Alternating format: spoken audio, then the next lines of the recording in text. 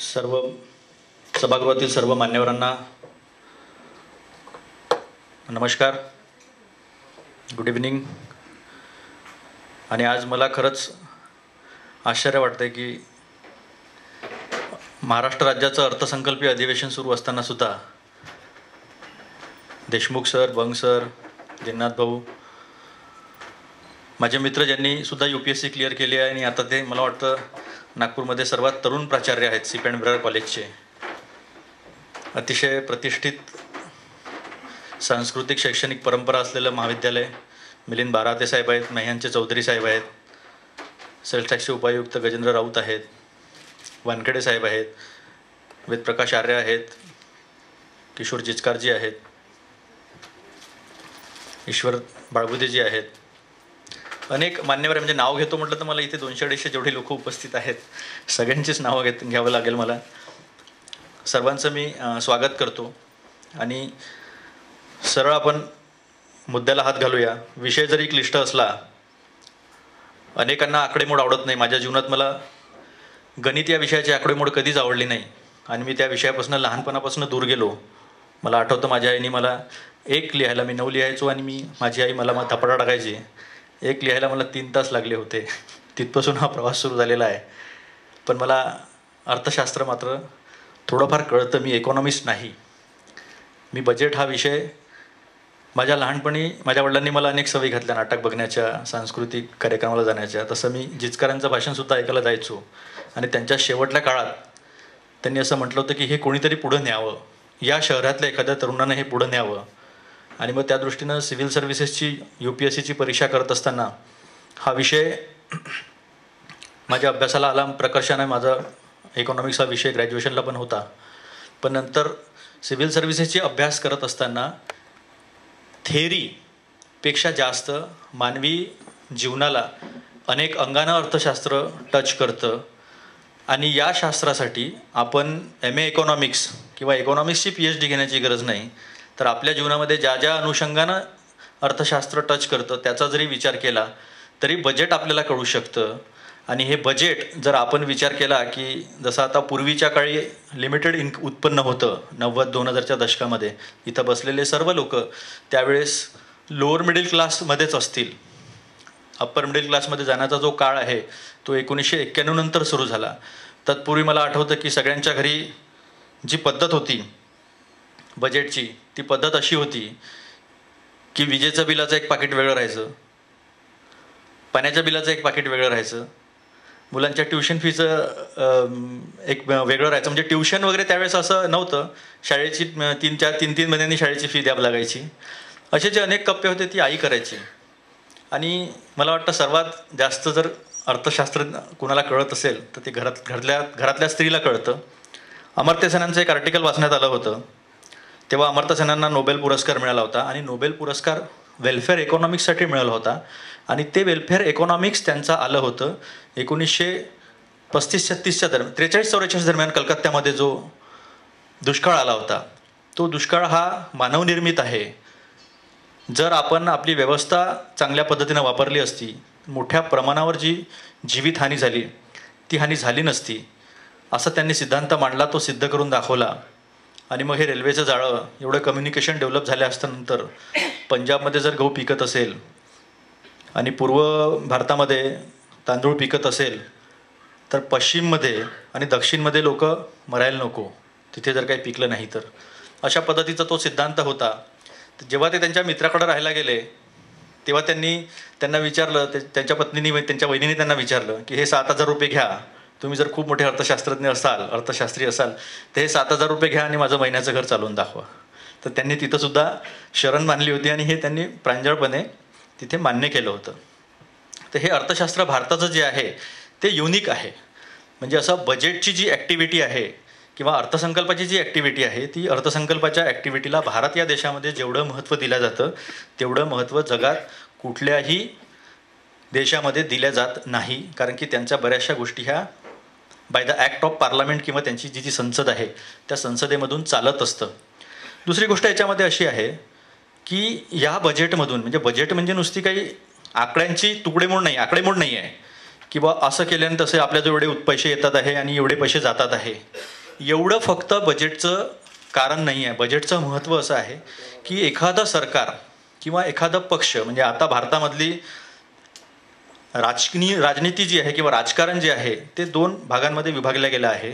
एक आहे NDAच्या BJP या पक्षाच्या नेतृत्वाखाली इतर सर्व पक्ष एकत्र आलेले आहेत. दुसरं आहे काँग्रेसच्या नेतृत्वाखाली अनेक, आशुभाऊ आपलं स्वागत आहे, समोर या. आणि दुसरं आहे काँग्रेसच्या नेतृत्वाखाली इतर सर्व जे पक्ष आहे त्यांची एक विचारधारा आहे. आणि ही विचारधारा अशी आहे, जे विभागले गेली, आपण बघितलं असेल भगवती आणि सेन यांच्यामध्ये जो वैचारिक संघर्ष झाला किंवा यांच्या बोलण्यावरून यांनी जे विचार मांडले त्या विचारातून मागच्या 3 वर्षामध्ये जो संघर्ष भारतामध्ये अर्थशास्त्र किंवा विचारधारेला घेऊन झाला तो असा होता की या भारताला कशा पद्धतीनं आपल्याला पुढे न्यायचं आहे आर्थिकदृष्ट्या. कारण आता सर्वात महत्त्वाची गोष्ट जी आहे ती आहे इकॉनॉमिक इम्पेरलिझम, आपण ज्याला म्हणू शकतो तशा पद्धतीची आहे. पण त्याच्यामध्ये राजकीय सूत्र आपल्या हातात घेणे असं नाही. अनेक लोकांनी घटना वाचली असेल, त्या घटनेमध्ये असं आहे की आपल्याला आर्थिक सोव्हर्निटी, सार्वभौमता, आर्थिक सार्वभौमता आणि राजकीय सार्वभौमता अशा 2 सार्वभौमत्व आहे. पण जेव्हा 1991 साली आपण सुद्धा जगाच्या इकॉनॉमीसोबत, म्हणजे डंकेल प्रस्तावाची चर्चा 1987 पासून सुरू झाली आणि त्याचं पर्यवसन 1995 मध्ये WTO मध्ये झालं, वर्ल्ड ट्रेड ऑर्गनायझेशनमध्ये. त्यावेळेस जगातल्या सर्व देशांनी असं ठरवलं की या पुढचा आर्थिक विकास जो आहे तो जागतिक स्तरावर आपण सर्व मिळून करू आणि मग त्याच्यामध्ये स्ट्रक्चरल चेंजेस इकॉनॉमीमधले, संरचनात्मक बदल जे इकॉनॉमीमधले आहे अर्थशास्त्रामधले ते कसे कसे असतील आणि मग त्याच्यावर WTO मध्ये सगळे देश मिळून कशा पद्धतीनं हा सगळ्या जगाचा जो अर्थशास्त्राचा गाडा आहे किंवा आर्थिक विकासाचा गाडा आहे, व्यवसायाचा, व्यापाराचा गाडा आहे तो पुढे नेईल. म्हणजे त्यावेळेस आपण हे जग एका दिशेनं कसं जाईल आणि हे जग एक, ज्याला ग्लोबल व्हिलेज आपण म्हणतो, जागतिक गाव जे म्हणतो आपण, एक की बा आज अमेरिकेमध्ये बसलेला व्यक्ती आपल्याला हा आज मेसेज पाठवू शकतो. पूर्वी तसं नव्हतं.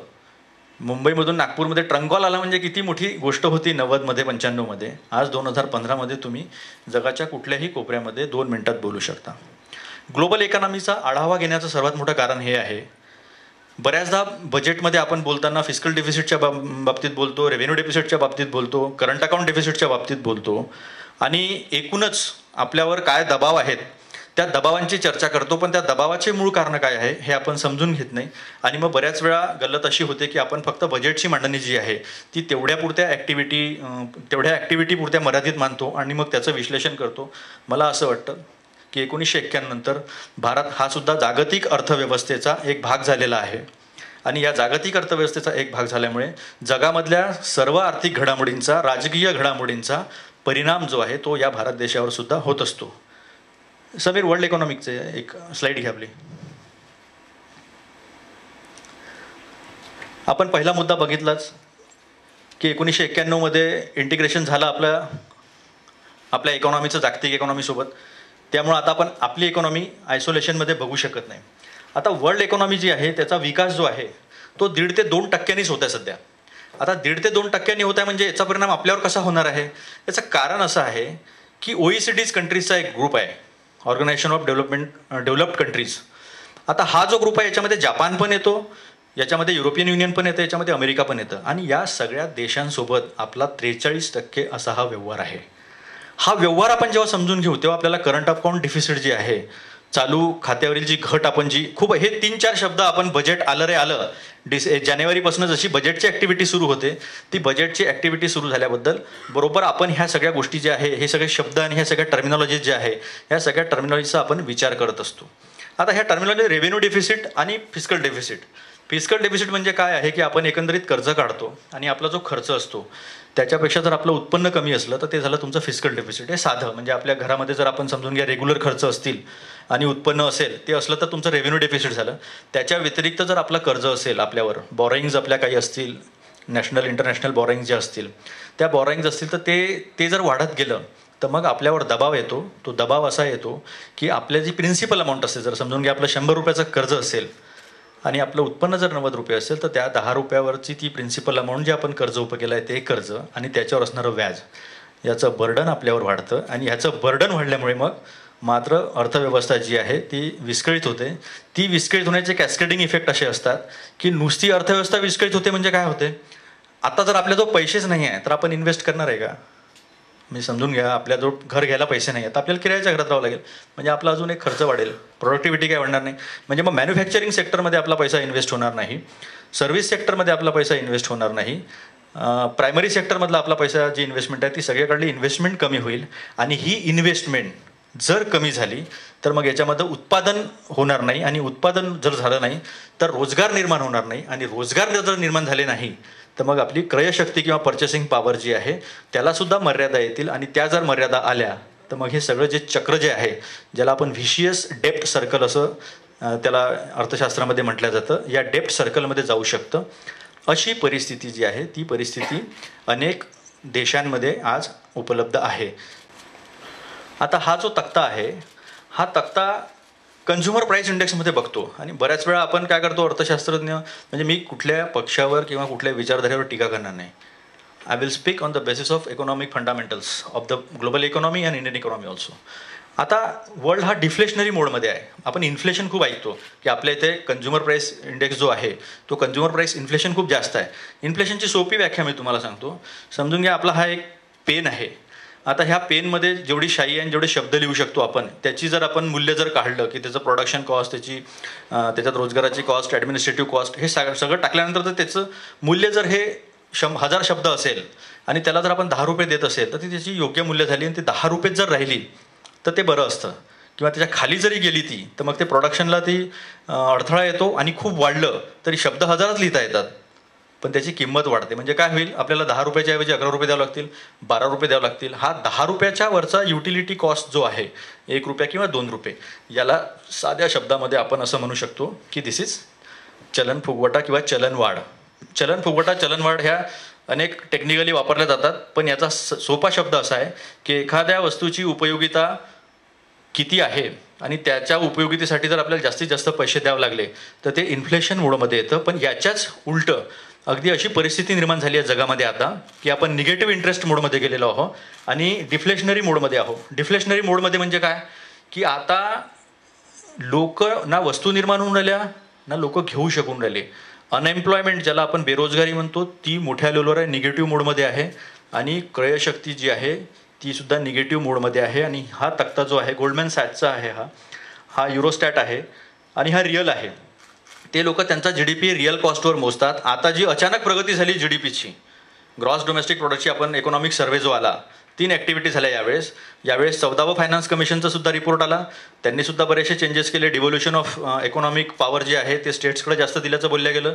आणि त्याच वेळेस इकॉनॉमिक सर्व्हेमध्ये असं सांगण्यात आलं की भारताची रिअल ग्रोथ ही 5.9% नाही, 5.7% नाही आहे, ती 7.5% आणि आपण चायनाला क्रॉसओव्हर केलं. त्याच वेळेस परवा चायनामध्ये त्यांची जी इकॉनॉमिक काउन्सिलची बैठक झाली चायनीज सगळ्या नेत्यांची, त्याच्यामध्ये त्यांनी त्यांचा ग्रोथ रेट हा 7.5 वरून 7 वर आणला. आता ही GDP ग्रोथ म्हणजे काय असते? GDP ग्रोथ म्हणजे मी तुम्हाला सिम्पल सांगतो, आपल्या जीवनामध्ये दैनंदिन जीवनामध्ये जे बदल झालेले आहे तेच GDP ग्रोथ आहे. ते कसे? आता पहिले आपल्याला गॅसचा नंबर लावायला देशमुख साहेबांकडे तेव्हा लेटर वगैरे आले असतील, साहेब आम्हाला गॅसचा नंबर लावायचा आहे, बंग साहेबांकडे वगैरे गॅसचं लेटर द्या किंवा फोनसाठी लेटर द्या. तेव्हा खासदारांचा कोटा होता. म्हणजे काय होतं, उत्पादित वस्तू आणि सेवा ज्या आहेत त्या अतिशय कमी होत्या. पण कालांतरानं असं जाणवतं का आपल्याला आता मोबाईल घ्यायचा असेल तर मी म्हणजे हा कार्यक्रम संपायच्या पहिले किंवा याचे माझं अजून 15 मिनटं व्हायच्या पहिले खाली जाऊन आवश्यक ती कागदपत्र देऊन मोबाईलचं कनेक्शन घेता येतं. दिस इज GDP ग्रोथ. आपल्याला पहिले सिलेंडरसाठी मरमर करायला लागायचं, आता लोकांच्या घरी 3-3, 4-4 सिलेंडर असतात. ही जी वाढ आहे ही GDPमध्ये झालेली वाढ दिसतं. आता दुसरी वाढ कशी झाली, 1991 ते 2000 म्हणजे आतापर्यंतच्या काळामध्ये आपली ग्रोथ कशी झाली, नवमध्यम वर्ग निर्माण झाला. नवमध्यम वर्ग निर्माण झाला म्हणजे कसं झाला की पहिले आपलं घर होतं. पहिले आपलं घर म्हणजे काय असायचं, 4 खोल्या, लिव्हिंग रूम वगैरे असं काही कन्सेप्ट नाही. अशाच आपल्या 2-4 चेअर, एक ट्यूबलाईट, एक पंखा, एक आपलं गोदरेजचं कपाट. गोदरेज म्हणजे कपाट, लाईफबॉय म्हणजे साबण, कोलगेट म्हणजे टूथपेस्ट. एवढं आपल्याला माहीत होतं. आज टूथपेस्टचे किती प्रकार आहे. म्हणजे आपल्या हिरड्यांना चांगलं वाटलं पाहिजे किंवा आपल्या हिरड्यामध्ये जर काय प्रॉब्लेम असेल त्याची सुद्धा सेन्सोडाईन नावाची पेस्ट आलेली आहे. ग्लुकोज म्हणजे बिस्किट, पण आता बिस्किटचे किती प्रकार आलेले आहे. दिस इज GDP ग्रोथ. आणि आता प्रत्येकाच्या घरामध्ये साधारण जरी घर असेल तरी त्या घरामध्ये टी व्ही असतो. एकच टी व्ही असत नाही. एकच टी व्ही असण्याचे काळ जो आहे, मी मध्यमवर्गीयाबद्दल बोलतो आहे, मी अतिशय स्लममध्ये राहणाऱ्या लोकांबद्दल बोलत नाही. त्यांच्या घरी पण स्टाटास काय असतो, त्यांच्या घरी पण टी व्ही असतो. पण बाकी जे मध्यमवर्गामध्ये आलेले आहे, जसे आमच्या घरी, आपल्यासारख्या लोकांच्या घरी पहिले 90च्या दशकामध्ये एकच टी व्ही असायचा, की मी टी व्ही आणलं म्हणजे ते शटर लावणे आणि त्याला ते लॉक करणे आणि ते हात नको लावू खराब होऊन जाईल असं म्हणण्यापासून आता 3-3, 4-4 घरामध्ये टी व्ही, 3-3, 4-4 रूममध्ये टी व्ही असणे, दिस इज GDP ग्रोथ. आणि जेव्हा GDP ग्रोथ होईल ना तेव्हा जाणवल. GDP ग्रोथ अशी आम्ही याच्यावर खेळलो आकड्यावर आणि ती GDP ग्रोथ झाली आणि लोकांनी मानून घ्यायचं असं होत नाही. लोकांना ते अनुभवलं पाहिजे.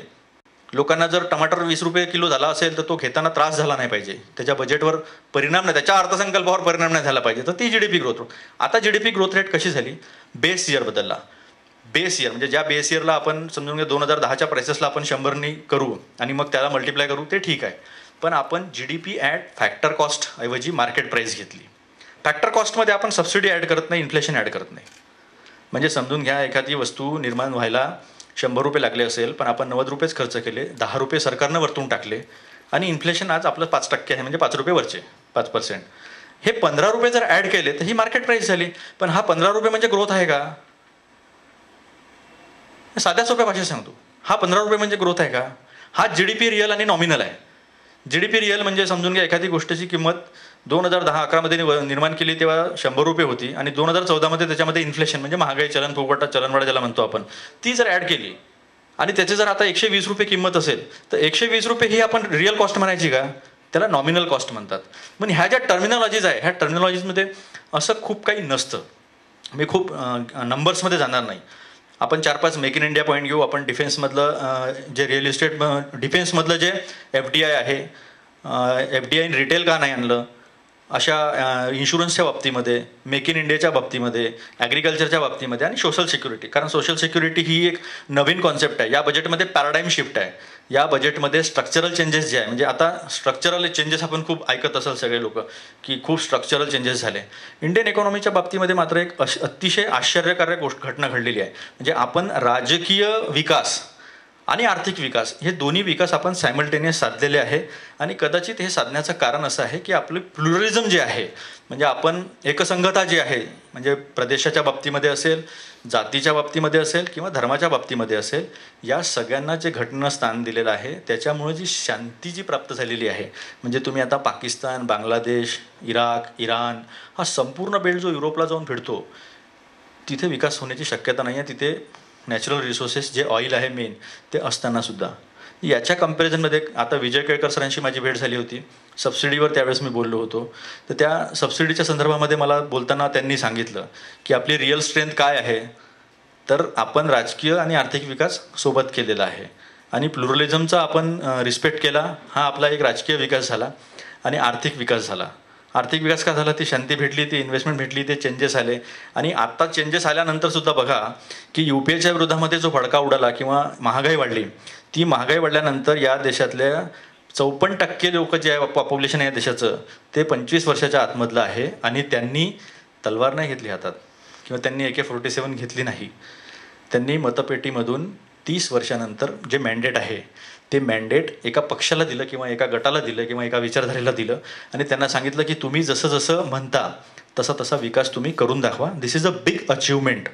जेव्हा इजिप्तमध्ये लोक रस्त्यावरून राष्ट्रपतीला जेलमध्ये घालत होते, ट्युनिशियामध्ये असं होत होतं, त्रिपोलीमध्ये असं होत होतं, त्यावेळेसच मात्र या देशामध्ये लोक मतपेटीतून सरकार बदलवत होतं. हा जो राजकीय विकास आहे, हा राजकीय विकास महत्त्वाचा आहे. म्हणून त्या वेगानं, चायना ज्या वेगानं पुढे गेला विकासामध्ये, त्या वेगानं आपण पुढे यासाठी जाऊ शकलो नाही. कारण की चायना हा मॅन्युफॅक्चरिंग हब झाला. मॅन्युफॅक्चरिंग हब होत असताना त्यांनी जे लिबरल कायदे केले, म्हणजे हायर अँड फायर पॉलिसी जी आहे, आपल्या इथं कर्मचारी सरकारी जावाई ही कन्सेप्ट सगळ्यांना माहिती आहे की सरकारी एकदा नोकरी लागली किंवा प्रायव्हेटमध्ये जरी नोकरी लागली तरी त्याला काढता येत नाही. ही आमच्या सांस्कृतिक प्रॉब्लेम आहे. त्याला आपण दूर यासाठी करू शकत नाही, कारण की आपण विरोधी विचारधारेला सुद्धा तेवढंच महत्त्व देतो. आणि मग आदिवासी लोक जेव्हा NDAच्या काळामध्ये 1999 ते 2000 बाल्कोचं आपण ओरिसातलं प्रकरण पाहिलं असेल किंवा UPAच्या काळामध्ये SEZ पॉलिसी आली होती, त्याच्यानंतर आदिवासी समाज ज्या मोठ्या प्रमाणावर सरकारच्या विरोधात गेला, किंवा ओरिसामध्येच आता जिथे जिथे नॅचरल रिसोर्सेस आहे त्या नॅचरल रिसोर्सेसवर, नैसर्गिक संसाधनांवर आदिवासी समाज, शेतकरी समाज हा मोठ्या प्रमाणावर अवलंबून असल्यामुळे तो अंगावर येतो आणि मग बऱ्याच वेळा आपल्याला आपलं जे नॅचरल रिसोर्सेस आहे ते वापरता येत नाही, कारण की आपण सर्वसमावेशकता आणि कन्सेन्सस ज्याला म्हणतो आपण, तो कन्सेन्सस घेऊन विकास साधत होत आहे. त्यामुळे जेव्हा चायना 13%ने विकास करत होता तेव्हा आपण 9%पर्यंत पोहोचलो. आता चायना 7वर आला, आपण सुद्धा 7च्या जवळपास जातो आहे, कारण हे कन्सेन्सस आणि लोकांना कळायला लागलं की विकास झाला पाहिजे. तर काही बजेटच्या बाबतीमध्ये एवढंच बोलेल की जे स्ट्रक्चरल चेंजेस आपण जे म्हणतो, त्या स्ट्रक्चरल चेंजेसमध्ये भारताची इकॉनॉमी की इतकी, म्हणजे आपल्या देशात काही पण होऊ शकतं. क्लासिकल इकॉनॉमी किंवा क्लासिकल पॉलिटिकल टर्मिनॉलॉजी आपल्या देशानं नेहमी धुडकावून लावलेले आहे आणि आपल्याला जे अपेक्षित आहे ते आपण केलं आहे. कुठल्याही देशाचा विकास कसा हा प्राथमिक क्षेत्रामध्ये पहिले होतो, कारण नॅचरल रिसोर्सेस जे आहे आपल्या इथे ते, त्याच्यातून मग पहिले दुसरा विकास होतो मॅन्युफॅक्चरिंगचा, उत्पादन क्षेत्राचा, आणि त्याच्यानंतर तिसरा विकास होतो हा सर्व्हिस सेक्टरचा. पण तुम्ही मागच्या आपण जे 15 वर्षामध्ये 20 वर्षामध्ये जो ग्रोथ केलेला आहे तो प्रायमरी सेक्टरपेक्षा सर्वात जास्त जर विकास कशात केला असेल तो आपण सर्व्हिस सेक्टर, सेवा क्षेत्राचा, आणि तोही सर्वात जास्त कशावर डिपेंडंट होता? सॉफ्टवेअरवर. म्हणजे सॉफ्टवेअरमध्ये 40 लाख लोक या देशामधले फक्त इन्व्हॉल्ड आहे. हे मी म्हणत नाही, हे बजेटचे फिगर आहे. हे माझ्याकडे बजेटचं भाषण आहे जेटली साहेबांचं, त्याला अनेक्शर्स लागलेले आहेत, त्याच्यामध्ये सगळ्या फिगर्स आहेत. ते फक्त बजेट वाचतात, मी अनेक्शर्स वाचून आलेलो आहे. मी फक्त त्याची फिलॉसॉफी सांगतो आहे बजेटची. 40 लाख लोक इन्वॉल्ड आहे आणि they are contributing near about 59% of the total income. If this is a structural change, I don't accept. हे काही अर्थशास्त्र नाही आहे आणि अर्थशास्त्रीयदृष्ट्या मान्य करण्यासारखी गोष्ट नाही आहे की ज्या देशामध्ये 70% लोक हे शेती क्षेत्रावर अवलंबून आहे. पण आम्ही स्ट्रक्चरल चेंजेससाठी म्हणतो किंवा ज्याला आपण संस्थात्मक बदल असं म्हणतो, आणि त्या अनुषंगानं आम्ही पूर्ण देशाची पॉलिसी ठरवली पाहिजे असं म्हणतो आम्ही. त्यावेळेस ट्रिकल डाऊन पॉलिसी आपण, हा वरतून झिरपता सिद्धांत जो आहे त्या सिद्धांताच्या अनुषंगानं हे बजेट आहे. म्हणूनच मी म्हटलं की हा पॅराडाईम शिफ्ट आहे. म्हणजे पहिले इन्क्लुझिव्ह ग्रोथ हा शब्द तुम्ही खूप ऐकला असेल. हा इन्क्लुझिव्ह ग्रोथ म्हणजे सगळ्या लोकांचा विकास झाला पाहिजे. आता जी मागासलेली भाग आहेत, प्रदेश आहेत, किंवा काही लोक आदिवासी क्षेत्र असेल, मागासवर्गीय क्षेत्र असेल, या लोकांचं शैक्षणिक आरोग्य जोपर्यंत आम्ही स्ट्रॉंग करत नाही तोपर्यंत त्यांना या विकासाच्या प्रक्रियेमध्ये आम्हाला सोबत घेता येणार नाही. These are the constraints. हे जे कन्स्ट्रेंट्स आहे कल्चरल आणि सोशल कन्स्ट्रेंट्स आहे. दुसरे कन्स्ट्रेंट्स कसे आहेत की ग्रोथ इंजिन, ग्रोथ ज्याला म्हणतो, ग्रोथ इंजिन एखाद्या गोष्टीचं, ते आजपर्यंत तरी ऑइल आहे. हे कोणी मान्य करेल की जेव्हा ऑइलच्या प्राइसेस वाढतात तेव्हा भारतामधलं सगळं अर्थशास्त्र जे आहे किंवा बजेट जे आहे किंवा उत्पन्न जे आहे ते पूर्ण कोलॅप्स होतं, टोटली कोलॅप्स होतं. ही एक ट्रॅजेक्टरी आजपर्यंत राहिली आहे. आता बदल झालेला, तो कसा बदल झाला तोही मी सांगणार. दुसरा, आपण सबसिडीजचा एक प्रश्न आहे. तुमच्या आमच्यासारखे लोक पण सबसिडी घेतो आम्ही. आम्हाला आता कोणी, म्हणजे आम्हाला कसं आहे, आपण 100 रुपये देऊ शकतो बरं पार्किंगचे, पण ते दिले नाही म्हणजे आम्हाला असं वाटतं की आम्ही पॉवरफुल आहे.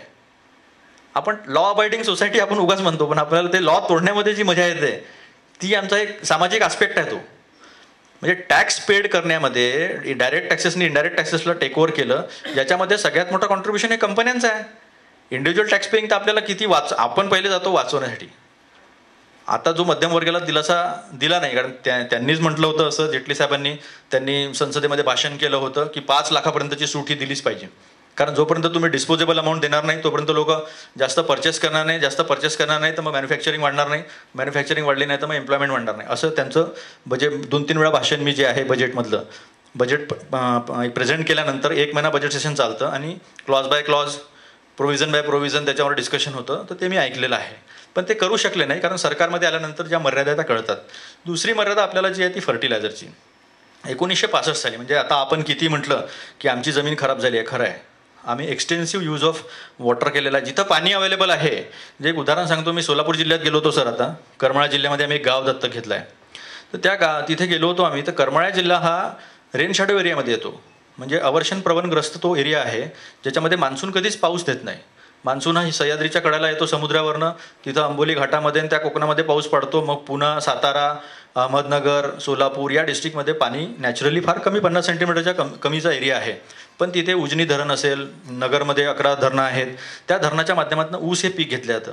पण we are doing a criminal act, we are committing a criminal act. कसं, मी तिथे पाहिलं की ते शिंदे साहेब होते आपले माजी आमदार, तर त्यांचं ते पोरगा आलं ते काम शेतावरचं.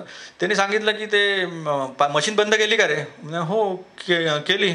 दगड मारून पाहिला का? हो म्हणे. तर हे दगड मारणे म्हणजे काय प्रकार आहे? मशीन सुरू करून द्यायची, आणि त्याच्यामध्ये त्या रानामध्ये, तिकडं रान म्हणतात, आपल्या इथं शेत म्हणतो तसं तिकडं रान म्हणतात, आणि मग ते दगड मारून पाहायचं त्या ऊसाच्या शेतामध्ये, बुडूक आवाज आला की मग ते मशीन बंद करायचं.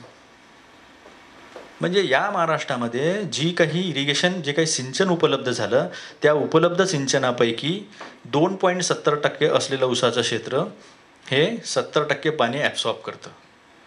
म्हणून अनेक नेते, म्हणजे पवारसाहेब असतील, ते आमचे नेते असल्यामुळे आम्हाला माहिती आहे, पण त्यांचं नाव उगाच मी इथे मेन्शन नाही करत, पण त्यांनी असं सांगितलं की आम्ही आता ठिबक सिंचनकडे आम्हाला जावं लागेल, कारण की हे पाणी जर आम्ही अशाच पद्धतीनं वाया घालवलं त्याचे 2 परिणाम होतील.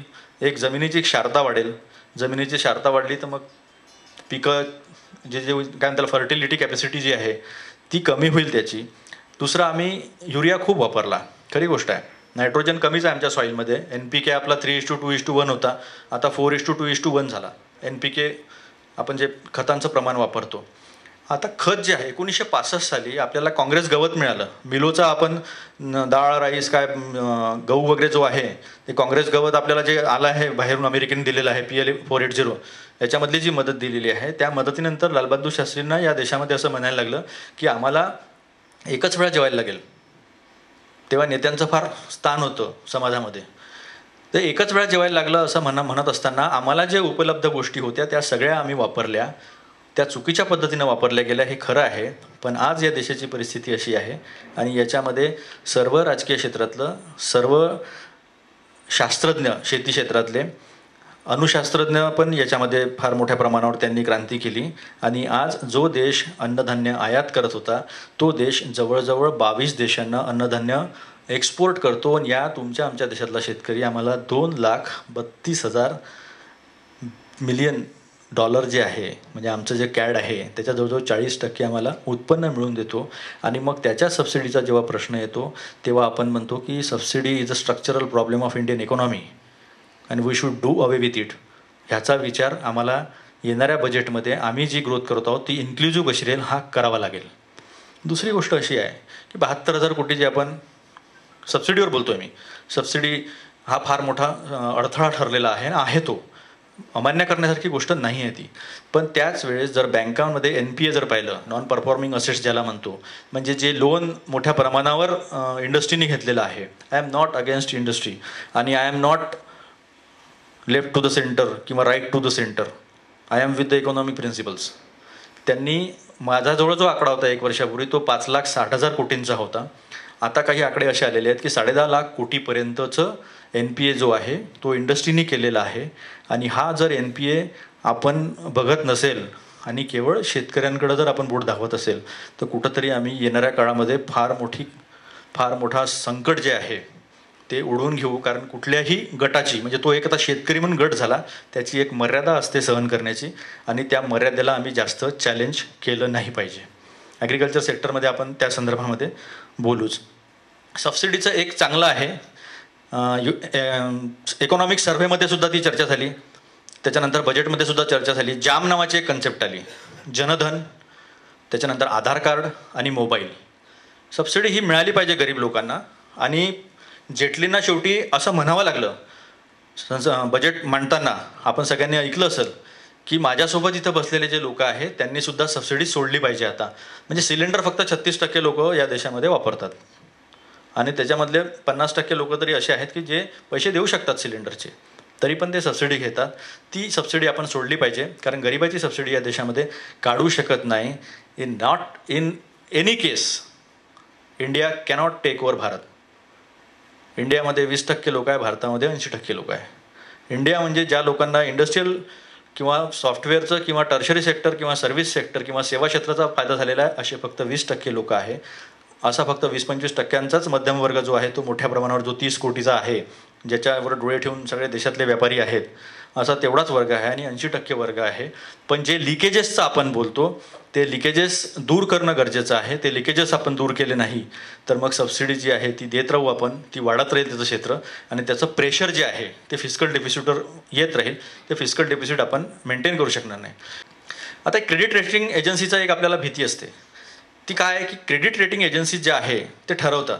म्हणजे तुम्ही पाहिलं असेल, आता बंगसाहेब याच्यामध्ये खूप चांगलं सांगू शकतील कारण की ते व्यापारी पण आहे मोठे, की व्यापारी वर्गामध्ये एखादा इन्सॉल्वंट झाला, उसने खुद को घोषित कर दिया कि वो उसके पास कुछ नहीं है, तर मग त्याला कोणी पैसे देत नाही आणि त्याला व्यापारासाठी कोणी लोन पण देत नाही, कोणी मदत करायला पण पुढे घेत नाही. मग हे जे स्ट्रक्चरल चेंजेस आहे, म्हणजे आपण आतापर्यंत फेज वाईज डिरेग्युलेशन केलं इकॉनॉमीचं, करंट अकाउंट कन्व्हर्टिबिलिटी केली आहे. करंट अकाउंट कन्व्हर्टिबिलिटी म्हणजे शेअर मार्केटमध्ये जो बाहेरून पैसा येतो तो तुम्हाला 100% घेऊन जाता येतो, तो पहिले घेऊन जाता येत नव्हता, आता तुम्हाला घेऊन जाता येतो. पण कॅपिटल अकाउंट कन्व्हर्टिबिलिटीमध्ये आम्ही अजूनपर्यंत 100% कन्व्हर्टिबिलिटी आणली नाही आहे. म्हणजे उद्या एनरॉन जो वाचला नाही तर पार महाराष्ट्र बरबाद झाला असता. एनरॉनमधले पूर्ण पैसे घेऊन जाता आले नाही त्यांना, त्यांची इन्व्हेस्टमेंट ही त्यांना कुठेतरी IDBI प्रमोटर्स निर्माण करावे लागले आणि ते प्रमोटर्स निर्माण करूनच मग ती कॅपिटल इन्व्हेस्टमेंट जी आहे ती वाचली. कॅपिटल इन्व्हेस्टमेंट म्हणजे एखादे कॅपिटल एक्सपेंडिचर केलं असेल, कॅपिटल इन्व्हेस्टमेंट केली असेल तर ते घेऊन जाता येते, ती ठेवली आहे. याचं श्रेय मनमोहन सिंगांपासून कोणीही घेऊन जाऊ शकणार नाही. म्हणजे ओबामा काय G20 मधले लोक म्हणतात की when he speaks world lessons. त्या माणसाचं इतिहासामध्ये जे मूल्यमापन होणार आहे ते मूल्यमापन game changer of Indian economic situation असंच होईल. मी तुम्हाला आज सांगतो की 10-15 वर्षानंतर त्या माणसाला इतिहास श्रेय देताना दिसेल. आपण देऊ नाही देऊ, युरोपियन लोक किंवा फॉरेनचे लोक ते देणारच आहे. ओबामांनी त्यांना असं म्हटलं की I regard him as my friend, philosopher and guide. त्यांनी जे फेज डिरेग्युलेशन केलं, मेक्सिको 1995 मध्ये कोलॅप्स झाला कम्प्लिटली. त्याच्यानंतर टायगर इकॉनॉमी ज्याला आपण म्हणतो, मलेशिया वगैरे, ज्यांनी करंट कॅपिटल अकाउंट कन्व्हर्टिबिलिटी केली होती, $26 बिलियन एका दिवसात इन्व्हेस्टमेंट निघून गेली होती. रस्त्यावर आले ते हे देश, आणि त्यांनी आपला मार्ग अनुसरल्यानंतर आज ते स्टॅबिलाइज्ड आहेत. भारतामध्ये आज जे काही आहे ही पॉलिसी काही बदलली नाही. 1912 आणि 2012 आणि 2009 हे पॅराडाईम शिफ्ट आहे. त्याच्यानंतर आपण बाकीच्या गोष्टीची चर्चा करू. 2009 साली अतिशय मोठं संकट या जगावर आलं. 1929 साली जागतिक रेसेशन ज्याला आपण म्हणतो वर्ल्ड इकॉनॉमिक रेसेशन, हे रेसेशन 2008 मध्ये सुरू झालं. लेमन ब्रदर्स पडला म्हणजे काय झालं, सब प्राईम क्रायसिस तुम्ही ऐकलं असेल. आपल्या इथं आपण सर जे लोन देतो, आपल्या बँका ज्या लोन देतात ते पेईंग कॅपॅसिटीवर देतात. तुमची स्लिप मागतात, आपले बँकर आहेत बसले तिथे, ते सांगू शकतील या बाबतीमध्ये जास्त माझ्यापेक्षा. पण आपण जे लोन देतो ते लोन आपण पेईंग कॅपॅसिटीवर देतो. अमेरिकेमध्ये कसं होतं की आज तुम्ही समजून घ्या घर घेतलं, त्याची घराची आजची किंमत 10 लाख रुपये आहे आणि तुम्ही 10 लाख रुपये किंवा ते 10 लाख रुपये लोन मिळतं, ते काही प्रॉब्लेम नाही तिथे. ते 10 लाखाची लोन तुम्ही पेड करताना 3 वर्षानंतर त्याची किंमत 30 लाख झाली असेल. 20 लाख हे इन्फ्लेशन आहे, पण त्या इन्फ्लेशनवर पण त्यांनी लोन दिलं, कारण की त्यांना असं वाटलं की आता जागतिक इकॉनॉमिक बूम आहे, 100 वर्ष टिकणार आहे, अशी बूम होती. आणि हे रघुरामन राजन जे आज आपल्या देशाच्या RBIचे गव्हर्नर आहेत, त्यांनी 2005 मध्ये सांगितलं होतं we are going to collapse by 2008, आणि ते झालं. त्यांचं प्रेडिक्शन खरं ठरलं. म्हणून ते जे बोलतात त्याला जास्त जेटली हात लावत नाहीत, बाहेरून शिवाय देत असतात, बाहेरून त्यांना म्हणत असतात की तुम्ही असं करा तसं करा, पण ते करता येत नाही, कारण ती चूक आपण पण केली. 2009 मध्ये वेगवेगळ्या मार्गाने we adopted different measures to put in lot of cash in the market. आपण RBIच्या माध्यमातून, म्हणजे ज्याला बेसिक रेट म्हणतो, तुम्ही रॅपो रेट ऐकला असेल, CRR SLR हे जे आहे हा वेगळा विषय आहे, तो नंतर कधीतरी आपण डील करू. या माध्यमातून प्रचंड मोठ्या प्रमाणावर लिक्विडिटी, त्याला स्टिम्युलस पॅक, तुम्ही स्टिम्युलस खूप ऐकलं असेल की इंडस्ट्रीला तुम्ही सरकारने पैसे दिले पाहिजे, इंडस्ट्रीला मदत केली पाहिजे. जगभर झालं ते, आणि भारतामध्ये दिलं, पण भारतामध्ये त्याचा उलटा परिणाम झाला आणि महागाई वाढली. कारण मी तुम्हाला सांगितलं, जेव्हा चलन पुरवठा वाढतो आणि सप्लाय साईडनी दुष्काळ आले खूप, त्यामुळं अन्नधान्य नव्हतं, आणि मग 1 किलोसाठी जे 10 रुपये देत होतो ते 12 द्यावं लागले, ते 14 द्यावं लागले, ते 16 द्यावं लागले, आणि संपूर्ण जनता जी आहे ती जनता एकवटली. 2012 साली हे जेव्हा चिदंबरम फायनान्स मिनिस्टर झाले, तेव्हा त्यांच्या सगळ्या लक्षात आलं की बा हे या पद्धतीने आपल्याला जाता येणार नाही. आणि विजय केळकर साहेब जे आहेत, तेव्हा विजय केळकर साहेबांना त्यांनी बोलवलं आणि आपल्याला याच्यातनं मार्ग काढावा लागेल. मग त्यांनी FRBM नावाची कन्सेप्ट दिली, जे 2004 पासूनच होती, पण मग त्यांनी 5 वर्षाचा मिड टर्म प्लॅन दिला. या मिड टर्म प्लॅनबद्दल जेटली साहेब पण बोलले. तो प्लॅन असा होता की बाय 2016 आम्हाला फिस्कल डेफिसिट जे आहे ते 3% आणायचं आहे, आणि रेव्हेन्यू डेफिसिट हे विदिन इट्स लिमिट, म्हणजे 1% जास्तच होतं ते ठेवायचं आहे. आणि मग तिथून सगळे रिगरस मेजर जे आहे ते घेतले. मी 2013च्या बजेटवर एक लेख लिहिला होता तरुण भारतमध्ये, आणि भारताचा ग्रीस होण्यापासून वाचवलं. ग्रीस ह्या देशाचं कर्ज हे त्याच्या GDPच्या 230% आहे, आणि त्याला जर युरोपियन युनियननी मदत नाही केली तर पूर्ण युरोपियन युनियन कोलॅप्स होईल, आणि युरोपियन युनियन कोलॅप्स झाली तर युरोची आणि नवीन व्यापाराची पुन्हा मांडणी करावं लागेल. हा तो ग्रीस क्रायसिस आहे. त्यांनी government securities, government bonds, cash print करणे युरोपियन कमर्शियल बँककडनं, असे प्रकार केले. आणि आता ती जी पार्टी निवडून आलेली आहे, त्याचं आता नाव विचित्रच आहे, मला आठवत नाही, तर ती पार्टी याच्यावरच निवडून आली की आम्ही युरोच्या बाहेर पडू, आणि आम्ही कोणाचं कर्ज देणार नाही. म्हणजे गावगुंड प्रकार झाला हा. चौकामध्ये उभं राहायचं, किसकिसको तलवार घेऊन किसकिसको पैसे होऊन आ जाओ. म्हणजे आपल्या सोप्या भाषेत सांगतो, ग्रीसचं कसं वर्तन आहे त्याच्यामध्ये. त्यामुळे जग अजूनही हादरलेल्या अवस्थेमध्ये आहे. हे डिफ्लेशनरी जे मोड आहे ते आपल्याला त्याच्यामध्ये दाखवतं. यांनी जर क्रेडिट रेटिंग एजन्सीजनी जर डाऊनग्रेड केलं, त्यांनी अमेरिकेला 2012मध्ये डाऊनग्रेड केलं, कारण अमेरिकासुद्धा त्यावेळेस त्यांच्या GDPच्या 100% कर्जामध्ये होतं. America, I am talking about America, 100% GDPच्या कर्जामध्ये होतं. तिथे कॉन्स्टिट्युशनल डेडलॉक झाला होता, संसदीय संकट उभं झालं होतं. त्याच्यानंतर त्यांनी $2.5 ट्रिलियन ही वाढवून घेतली स्वतःची मर्यादा. म्हणजे डिपॉझिट फायनान्सिंग आहे कन्सेप्ट, किन्सची कन्सेप्ट आहे की तुम्ही कर्ज काढा, नोटा प्रिंट करा आणि त्या पंप करा, पण त्या पंप करत असताना फक्त त्या प्रोडक्शनमध्ये लागल्या पाहिजे. कर्ज फेडण्यामध्ये किंवा इंटरेस्ट देण्यामध्ये जर तो पैसा गेला तर पुन्हा इन्फ्लेशन वाढतं. त्यामुळे प्रोडक्टिव्हिटी झाली, मग ती सायकल आपण जी चर्चा केली ती सायकल होऊन इकॉनॉमीमध्ये मोठा बूम येतो. अमेरिकेत तो बूम अजूनही आला नाही. America is just growing by 2% आणि जगाची जो विकास आहे तो 0.2%नी होतो आहे. अजूनही आपण रिसेशनरी मोडमध्ये आहे. बॅक टू बॅक रिसेशन, एकामागं एक अर्थव्यवस्थेची जी अडचण आहे ती पहिल्यांदा या जगाच्या इतिहासामध्ये होत आहे. रनिंग इन्फ्लेशन म्हणजे आपल्या लोकांना माहीत नाही आहे, भारतीय लोकांची स्वतःची कन्झम्पशन कॅपॅसिटी इतकी जास्त आहे, उपभोक्तापणा आपला 100 किलोमीटरवर कल्चर बदलतं, 100 किलोमीटर जेवणाच्या पद्धती बदलतात, कपडे घालण्याच्या पद्धती बदलतात. त्यामुळे आपण सर्वाईव्ह होतो. ब्रिटिशसुद्धा आपली टेक्स्टाईल इंडस्ट्री संपवू शकले नाही. ही जी स्ट्रेंथ आहे, या स्ट्रेंथवर आता जगाला विश्वास आहे. जगाला असं वाटतं की ह्या देशातली शैक्षणिक स्थिती चांगली झालेली आहे, या देशाचं कल्चरल कन्झम्पशन कॅपॅसिटी जी आहे ती जास्त आहे. त्यामुळे मोठ्या प्रमाणावर डेप्ट मार्केट म्हणजे कंपनी जी आहे ते डेबेंचर्स आणि शेअर्स काढतं. डेबेंचर्स म्हणजे त्याचे जे कर्ज घेतो आपण, क्रेडिटर्स ते असतात. आणि जी आता इन्व्हेस्टमेंट येत आहे ती फार मोठ्या प्रमाणावर या डेप्ट मार्केटमध्ये येत आहे. आणि आजचंच पहा की अमेरिकन फेडरल रिझर्व्हनी स्टिम्युलस पॅकेज बंद करणार, म्हणजे डॉलरची किंमत वरती जाणार. आज रुपया पण खालती आला, डॉलरची किंमत वरती जाणार आणि आपण जास्त इंटरेस्ट रेट देत आहोत म्हणून जी इन्व्हेस्टमेंट येत आहे त्यातली आज जवळजवळ 600 पॉईंट म्हणजे 50-60 कोटी जे आहे ते आज अमेरिकेत निघून गेले फेडरल बँकेकडे. आज 600 पॉईंटनी मार्केट तुटलं. मार्केट तुटण्याचं आपले फंडामेंटल चुकीचे असं नाही आहे. मार्केट तुटू म्हणजे आपण कोलॅप्स होणार नाही, पण अमेरिकन फेडरलमध्ये त्यांना जास्त पैसे मिळणार अमेरिकन शेअर मार्केटमध्ये, म्हणून इथली गुंतवणूक जी आहे ती तिथे गेली. तेव्हा आपल्याला कळतं की मनमोहन सिंगांनी जे आपल्याला फेजेसमध्ये टप्प्याटप्प्यानं आपले आर्थिक सुधार केले, त्या आर्थिक सुधारामुळं जगामध्ये ग्रीसमध्ये ज्याचा पगार 30,000 होता त्याला 10,000 मिळत होता. अन्नछत्र लागले इंग्लंडमध्ये 2012, 13, 14 म्हणजे युरोपियन, फक्त जर्मनी सोडला तर त्या लोकांनी क्रिसमस सेलिब्रेट केला नाही आहे. त्यांच्या जीवनामध्ये एकच उत्सव आहे, क्रिसमस आणि दुसरा बर्थडे, किंवा मग थोडंफार त्यांचे क्रिसमसशी रिलेटेड जे काही सण असतील ते सुद्धा त्यांना व्यवस्थित पद्धतीनं सेलिब्रेट करता आले नाही. अशा कंडिशनमध्ये भारत मात्र गुरो करत होता. पण भारतामध्ये वेगळं आंदोलन झालं. पहिल्यांदा अशा पद्धतीनं विकास झाला होता आणि ज्या लोकांना विकासाचे फायदे झाले त्यांनाच त्याचा फटका पण बसला आणि तेच लोक जे आहे तशा पद्धतीनं रिॲक्ट झाले नंतरच्या इलेक्शनमध्ये. आत्ताच पी चिदंबरम साहेब 2 दिवसापूर्वी या घटनांबद्दल बोलले. पण तसंही असताना महत्त्वाची गोष्ट ही आहे की आपल्या हातून सरकार जात आहे तरी पण आपण गव्हर्नमेंटची जी कंटिन्युटी आहे आणि पॉलिसीची जी कंटिन्युटी, ज्याला गुड गव्हर्नन्स जे म्हणतो आपण, किंवा ईज ऑफ बिझनेस म्हणतो, किंवा इन्व्हेस्टर्स कॉन्फिडन्स म्हणतो, हा कॉन्फिडन्स जो आहे तो मेंटेन व्हावा म्हणून आपण कुठलीही रिस्क स्वीकारली नाही, पॉप्युलिस्ट मेजर्स घेतले नाही. फिस्कल डेफिसिट 4.5%वर ठेवलं, 5.7पर्यंत गेलं होतं. आपलं अनएक्सेप्टेबल होतं. आपलं डाऊनग्रेडिंग बीवर झालं होतं. म्हणजे हा देश इन्व्हेस्टमेंट करण्यासाठी सिक्युअर नाही आहे. आपल्या इथले व्यापारी पण पैसे आपल्या इथे गुंतवणूक करत नव्हते. बँकांकडे प्रचंड प्रमाणावर लिक्विडिटी झाली होती. ती मेंटेन करण्याचा खर्च बँकांना कठीण जाऊ लागला होता. असे एकावर एक अनेक गोष्टी आल्या तरी पण आपण ते जे आहे ते मेंटेन केलं.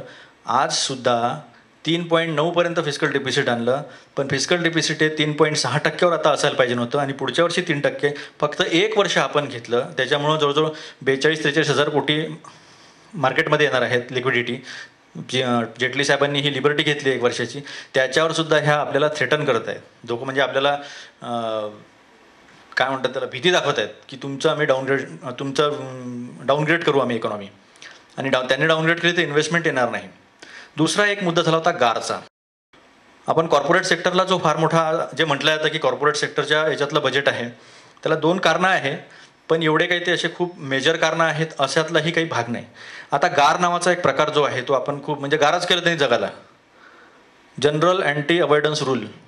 याच्यामध्ये काय होत होतं, ह्या कंपन्या ज्या आहे ना, ह्या कंपन्या लूटमार करतात असं म्हटलं तरी काही हरकत नाही. कारण की ह्यांना टॅक्स देण्याचा जेव्हा प्रश्न येतो तेव्हा हे टॅक्स हेवन्स जे आहे जगातले, एक केमन आयलंड आहे, दुसरं मॉरिशस आहे.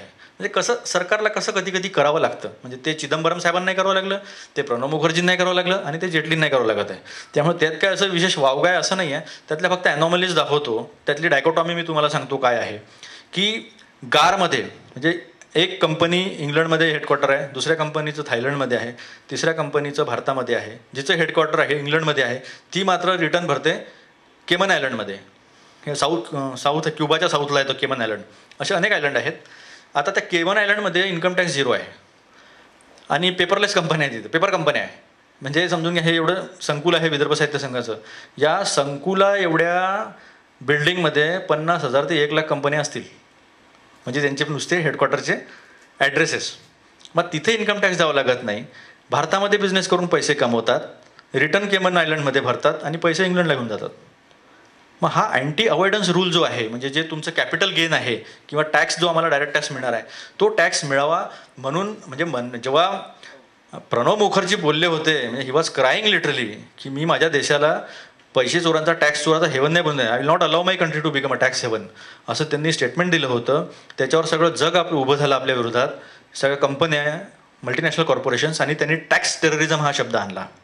टॅक्स टेररिझम 2-3 गोष्टीमध्ये आणला. एक ट्रान्सफर प्राइसिंग असते.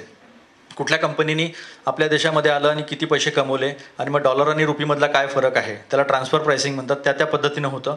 मागच्या बजेटमध्ये आपण त्यांना एक सूट दिली. जेटली साहेबांनी खूप पुढं जाऊन काम केलेलं आहे.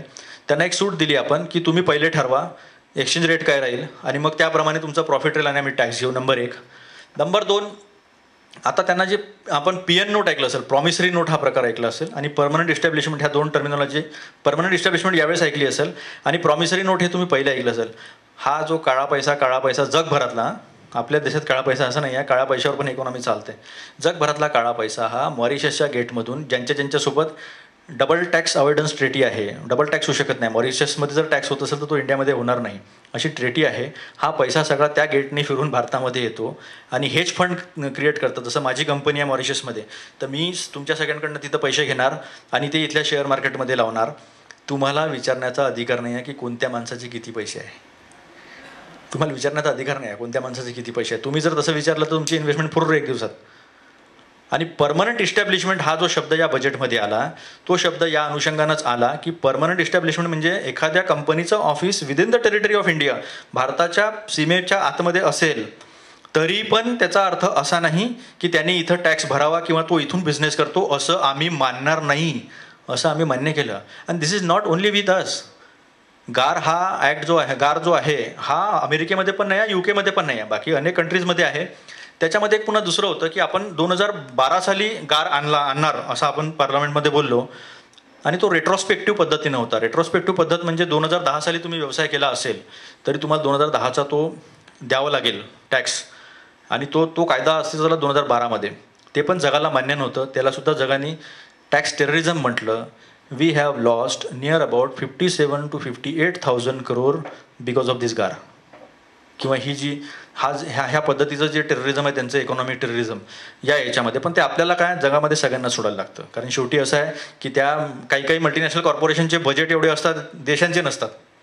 त्या कंपन्यांचे बजेट हे देशांच्या बजेटपेक्षा मोठे असतात.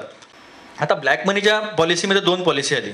एक मनी स्टॅश इन फॉरेन कंट्रीज, म्हणजे आपण जो पैसा बाहेर ठेवलेला आहे त्याच्यात तुम्ही कितीही कायदे करा, किती बायलॅटरल ट्रीटी करा, ते लोक तुम्हाला ऐकत नाही. त्या बँका, स्विस बँका किंवा जेनिवाची HSBC बँक, ते कोणाच्या बापाला ऐकत नाही.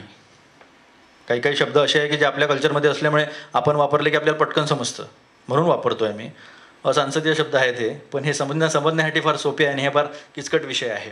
आता कसं की अमेरिकेमध्ये सुद्धा जो पैसा त्यांना असं होतं ब्लॅक मनी आहे बुवा, म्हणजे आपण व्हाईट पेपर दिला 2013 सालीच व्हाईट पेपर दिला मुखर्जी साहेबांनी. तो व्हाईट पेपर देत असताना आपण मान्य केलं की ब्लॅक मनी आहे, सगळ्या जगामध्ये आहे. अमेरिकेने जेव्हा HSBCवर प्रेशर आणलं, म्हणजे अमेरिकेची स्ट्रक्चरल इकॉनॉमी जी आहे, स्ट्रक्चर्ड आहे इकॉनॉमी खूप, आणि ती खूप पुढे गेलेली आहे इतर देशांपेक्षा, आणि म्हणून डॉलरची प्राईस कधी खाली जात नाही, कारण की सगळ्या जगाला त्याच्याशी व्यापार करावा लागतो. ते मॉल आहे ते, आणि आपण सगळे छोटे किराण्याचे दुकान आहोत. त्याच्यामुळे त्याची डॉलर किंमत जी आहे ती कधीही कमी होत नाही. त्या अमेरिकेला सुद्धा HSBCने सांगितलं व्हॉट इज युअर कन्सर्न. त्यांनी सांगितलं आमचा टॅक्स तुम्ही आमच्या देशामध्ये टॅक्स भरत नाही, पैसे देत नाही, हे काही बरोबर नाही. तर त्यांनी सांगितलं if your concern is for tax only we are ready to pay. त्यांनी 30% अमेरिकेला टॅक्स दिला, पण कोणत्याही व्यक्तीचं नाव हे अमेरिकेसारख्या देशातसुद्धा दिलं नाही. त्यामुळे आपण सुद्धा विसरलेलं बरं आहे. कारण या सरकारला सांगायला लागेल की बा आम्हाला ब्लॅक मनीच्या बाबतीत आम्ही फार सिरियस आहोत आणि तो ब्लॅक मनी आणणं हे आम्ही जो दिलेलं वचन आहे ते आम्ही पूर्ण करू. हे असं त्यांचंच सरकार नाही, कोणाचंही सरकार आलं तरी ते शक्य नाही आहे. त्यामुळे या बाबतीमध्ये मनी लॉन्ड्रिंगमध्ये जो इथे देशात सापडेल तो पकडला जाईल, पण बाहेरच्या देशामध्ये फार कठीण आहे. आणि माझ्या माहितीप्रमाणे मॉरिशसमधून हा पैसा आला आहे. बँका अजूनही आपल्याला काही त्याच्या लिस्ट आहे ते त्यांच्या विसल ब्लोअर्सनी फोडलेले आहे, पण त्यांच्या त्या अकाउंटचे डिटेल्स ते काही आपल्याला देत नाही. जर आपण त्या व्यक्तीला बोलवलं, समजून घ्या आता बाराते साहेबांकडे असेल, नसेल मग गरीब माणूस आहे, मला माहिती आहे पगारावर जगणारा माणूस आहे, पण उदाहरण म्हणून बाराते साहेबांकडं जर तिथे नाव दिलं असेल आणि आपण त्यांना बोलवतो की बाराते साहेब आम्ही तुम्हाला अरेस्ट करू, आम्ही तुमची प्रॉपर्टी ते सीज करू, तर बाराते साहेबांकडेच ते पाठवतात रिटर्न त्यांचं स्टेटमेंट, नॉमिनी कोण आहे ते सगळं, पण सरकारला किंवा इन्कम टॅक्स अथॉरिटीजला ते देत नाही. दुसरं आता ते बेनामी ट्रान्झॅक्शन वगैरे जे आणलं, फक्त एक लक्षात ठेवा, तुम्ही जी काही संपत्ती घ्याल, घर वगैरे अशी काही इममुवेबल प्रॉपर्टी न हालणारी, तर त्याच्यामध्ये 20,000पेक्षा जास्त कॅश देऊ नका. जर 20,000च्या वरती दिली तर बेनामी ट्रान्झॅक्शनमध्ये तुम्हाला त्याच्यावर 300% पेनॉल्टी द्यावं लागू शकते आणि 5 ते 7 वर्षाची सजासुद्धा होऊ शकते. त्यामुळे ती एक काळजी घेण्याची गरज आहे. दुसरी इन्कम टॅक्सच्या संदर्भामध्ये काळजी घेण्याची गरज ही आहे की जर रिटर्न नाही भरलं तुम्ही आणि पैसे जर लपवले, टॅक्स जर लपवला, तर त्याच्यामध्ये सुद्धा तुम्हाला पिनलाइज होऊ शकतं, तुम्हाला सजा होऊ शकते. अशा पद्धतीच्या काही स्ट्रिंजंट प्रोव्हिजन्स केलेल्या आहे, पण त्या फार मोठ्या प्रमाणावर लागू लोकांना भीती दाखवता येणार नाही. आणि काळ्या मनीच्या संदर्भामध्ये शेवटी जे Arvind Subramanian chief economic adviser of India जे आहे, त्यांनी हे शेवटी बारीकमध्ये म्हटलेलं आहे एका ठिकाणी की बा आम्ही ॲम्नेस्टी आणू. म्हणजे तुम्ही एक पाहिलं असेल की डिस्क्लोजर ऑफ मनी जे आहे आपण काढली होती एक scheme, VDIS, voluntary disclosure of income scheme. तशी voluntary disclosure of income scheme जी आहे ती फॉरेनमध्ये ज्या लोकांनी पैसे ठेवलेले आहे त्या संदर्भामध्ये आणावी लागेल. आणि एवढ्या स्ट्रिंजंट प्रोव्हिजन केल्यावर कोणी पैसे आणून देईल आणि सांगेल, म्हणजे बदनामीच झालेली आहे ना आता की हे ब्लॅक होल्डर्स आहे, यांनी देशाचं नुकसान केलेलं आहे. ज्या पद्धतीचे प्रचार झाले, ज्या पद्धतीचा विचार झाला, त्याच्यामुळं त्या जी व्हॉलेंटरी स्कीम जरी दिली तरी तो किती पैसा येईल या बाबतीमध्ये साशंकता आहे. मला ॲग्रिकल्चरच्या संदर्भामध्ये बोलायचं आहे. मी आता शहरातला माणूस आहे, माझ्या वडिलांनीच केली अशी ती आमच्या पिढीत कोणी शेती नाही केली. पण शेतीच्या संदर्भामध्ये एक असं आहे की शेतीमध्ये कर्ज जे आहे, कर्ज हा फार मोठा विषय राहिलेला आहे पहिलेपासून. म्हणजे आपण बँकांचं नॅशनलायझेशन केलं, कोऑपरेटिव्ह बँका आणल्या, स्वस्त दरामध्ये कर्ज भेटलं पाहिजे, तो पिरॅमिड बदलण्याचा प्रयत्न केला, पण शेतकऱ्याला वेळेवर कर्ज मिळत नाही. दुसरी गोष्ट, शेतकऱ्याच्या मालाला योग्य किंमत मिळत नाही. आता भाववाढ होण्याचं कारण काय? मी जे म्हटलं मगाशी की खूप पैसे आपण मोठ्या प्रमाणावर स्टॅश केले, याच्यामध्ये इकॉनॉमीमध्ये आणले, त्याच्यामुळं इन्फ्लेशन वाढलं. आता मिनिमम सपोर्ट प्राईस, देशमुख साहेब मंत्री होते त्यावेळेस आपण भरपूर पैसा दिला सर, आणि तुम्हाला कॅबिनेटमध्ये फायनान्स मिनिस्टरने विरोध पण केला असेल त्या गोष्टीचा, काही एवढा पैसा आपण देऊ शकत नाही. पण त्याच्याने काय झालं माहिती आहे का, जेव्हा आपला विकास होता, आपण वाचलो, काही श्रेय घेत नाही मी इकॉनॉमी फंडामेंटल्सचं बोलणार. असं झालं की शेतकऱ्याकडे सुद्धा अन्नधान्याचा पैसा येत नव्हता, कारण उत्पादन नव्हतं. म्हणजे महाराष्ट्राच्या बाबतीमध्ये फार मोठ्या प्रमाणावर दुष्काळ पडत होते, कधी गारपीट येत होती, क्लायमॅटिक चेंजचे फार आपण सहन करून आलो फटके. तर त्या याच्यामध्ये शेतकऱ्याकडे ह्या मनरेगाच्या माध्यमातून जे पैसे येत होते त्याच्यामध्ये थोडीशी त्याची पर्चेसिंग पॉवर वाढली होती, आणि त्याची पर्चेसिंग पॉवर वाढली होती, सप्लाय साईड कमी होता, त्याच्यामुळे थोडीशी महागाई वाढली होती. ही गोष्ट खरी आहे. मनरेगामध्ये पण लिकेजेस असतील, कामं झाले नसतील व्यवस्थित, असेट इन्फ्रास्ट्रक्चर तयार करण्याचे गावामध्ये, ग्रामीण भागामध्ये, ते पण असेल, पण ती स्कीम वाईट आहे असं म्हणता येत नाही. कारण की शेतकऱ्याचं उत्पादन जे आहे ते त्याच्या हातात नाही आहे. त्याच्या हातात असेल तर प्रत्येकजण त्याच्या प्रति एकरी जास्तीत जास्त उत्पादन करण्याचा प्रयत्न करेल ना. शेवटी तोही व्यवसाय आहे त्याचा, त्यालाही जास्तीत जास्त पैसे मिळावे असं वाटतात, आणि असे उदाहरणं अनेक ठिकाणी येतात, पण त्याच्या हातामध्ये नाही आहे. दुसरं एक फूड सिक्युरिटी ॲक्ट जो आहे, तो फूड सिक्युरिटी ॲक्ट आणला होता, आणि त्या फूड सिक्युरिटी ॲक्टमध्ये जवळजवळ 72% लोक, सर 72% लोक आपण देशातले कव्हर केले होते. आणि या महागाईला भिडण्यासाठी, महागाईला मध्यमवर्गीय लोकांना फटके पडत होते तर सहन करू शकत होता तो. एक वेळचं हॉटेल कमी जाईल, मॉलमध्ये कमी जाईल, किंवा फॉरेन टूर कमी करेल, किंवा वर्षातून एक वेळा कुटुंबाला बाहेर घेऊन फिरायला जाईल, ते कमी करेल. पण गरीब माणूस असं करू शकत नाही. गरीब माणसाला 2 वेळचं खायचंच जर वानवा होईल तर प्रॉब्लेम होईल. तो विषय आपण जो ॲड्रेस केला फूड सिक्युरिटीमधनं, त्याच्यामधनं सुद्धा फार मोठ्या प्रमाणावर फिस्कल डिफिसिट वाढण्यासाठी ते कारणीभूत ठरलं. पण त्याच्यामधून जगामध्ये जेव्हा प्रॉब्लेम क्रिएट होत होते तेव्हा मात्र भारतामध्ये लोक 2 वेळचं खात होते आणि त्यांना असं जाणवत नव्हतं की बा जगामध्ये इकॉनॉमिक रिसेशन आहे. मी तुम्हाला सांगतो इकॉनॉमिक रिसेशन काय असते. मिलिंद आपण वाचला आहे हा बराच साहेब की स्टॅलिन जो आहे, स्टॅलिन ज्याला हिटलरनी ट्रेनमध्ये बसवलं होतं, तर त्याला डोसा जो आहे तो डोसा म्हणजे किंवा जे त्यांचं काही असेल बर्गर वगैरे ते हॉटेलमधून विकत घेऊन ट्रेनमध्ये खाल्लं त्यांनी. जर तो हॉटेलमध्ये बसून राहिला असं तर इन्फ्लेशन असं रनिंग होतं, एकदम पळणारं इन्फ्लेशन होतं. हॉटेलमध्ये बसून त्यांनी 10 रुपयाचा डोसा तेव्हा ठरला असेल, तो खातपर्यंत त्याचं 1000 रुपये किंमतून जात होती. दिस इज रनिंग इन्फ्लेशन. आणि त्यावेळेस बॉलिवूडचे हिरो हिरोईन यांनासुद्धा त्याचे फटके बसलेले आहे. आपण इन्फ्लेशन आणि अराजकता या देशातल्या लोकांनी पाहिली नाही आहे.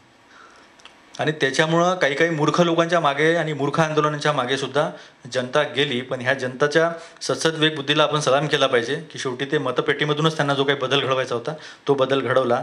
जगामध्ये सर आपण A.B. बर्धन साहेबांना बोलवलं होतं विदर्भ फाउंडेशनचं, तेव्हा तो माणूस म्हणला होता की जमीन को कान लगाइए.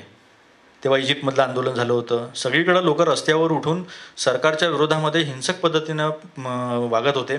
त्यावेळेस या देशामध्ये मात्र आपण निवडणुकीत त्यांना पाहून घेऊ. हा सद्सद्विवेक जो आहे हा या भारतीय स्वातंत्र्य लढ्यामध्ये गांधींनी दिलेलं योगदान आहे ना हे, की आपण आंदोलन केलं पाहिजे पण ते अहिंसक पद्धतीनं केलं पाहिजे.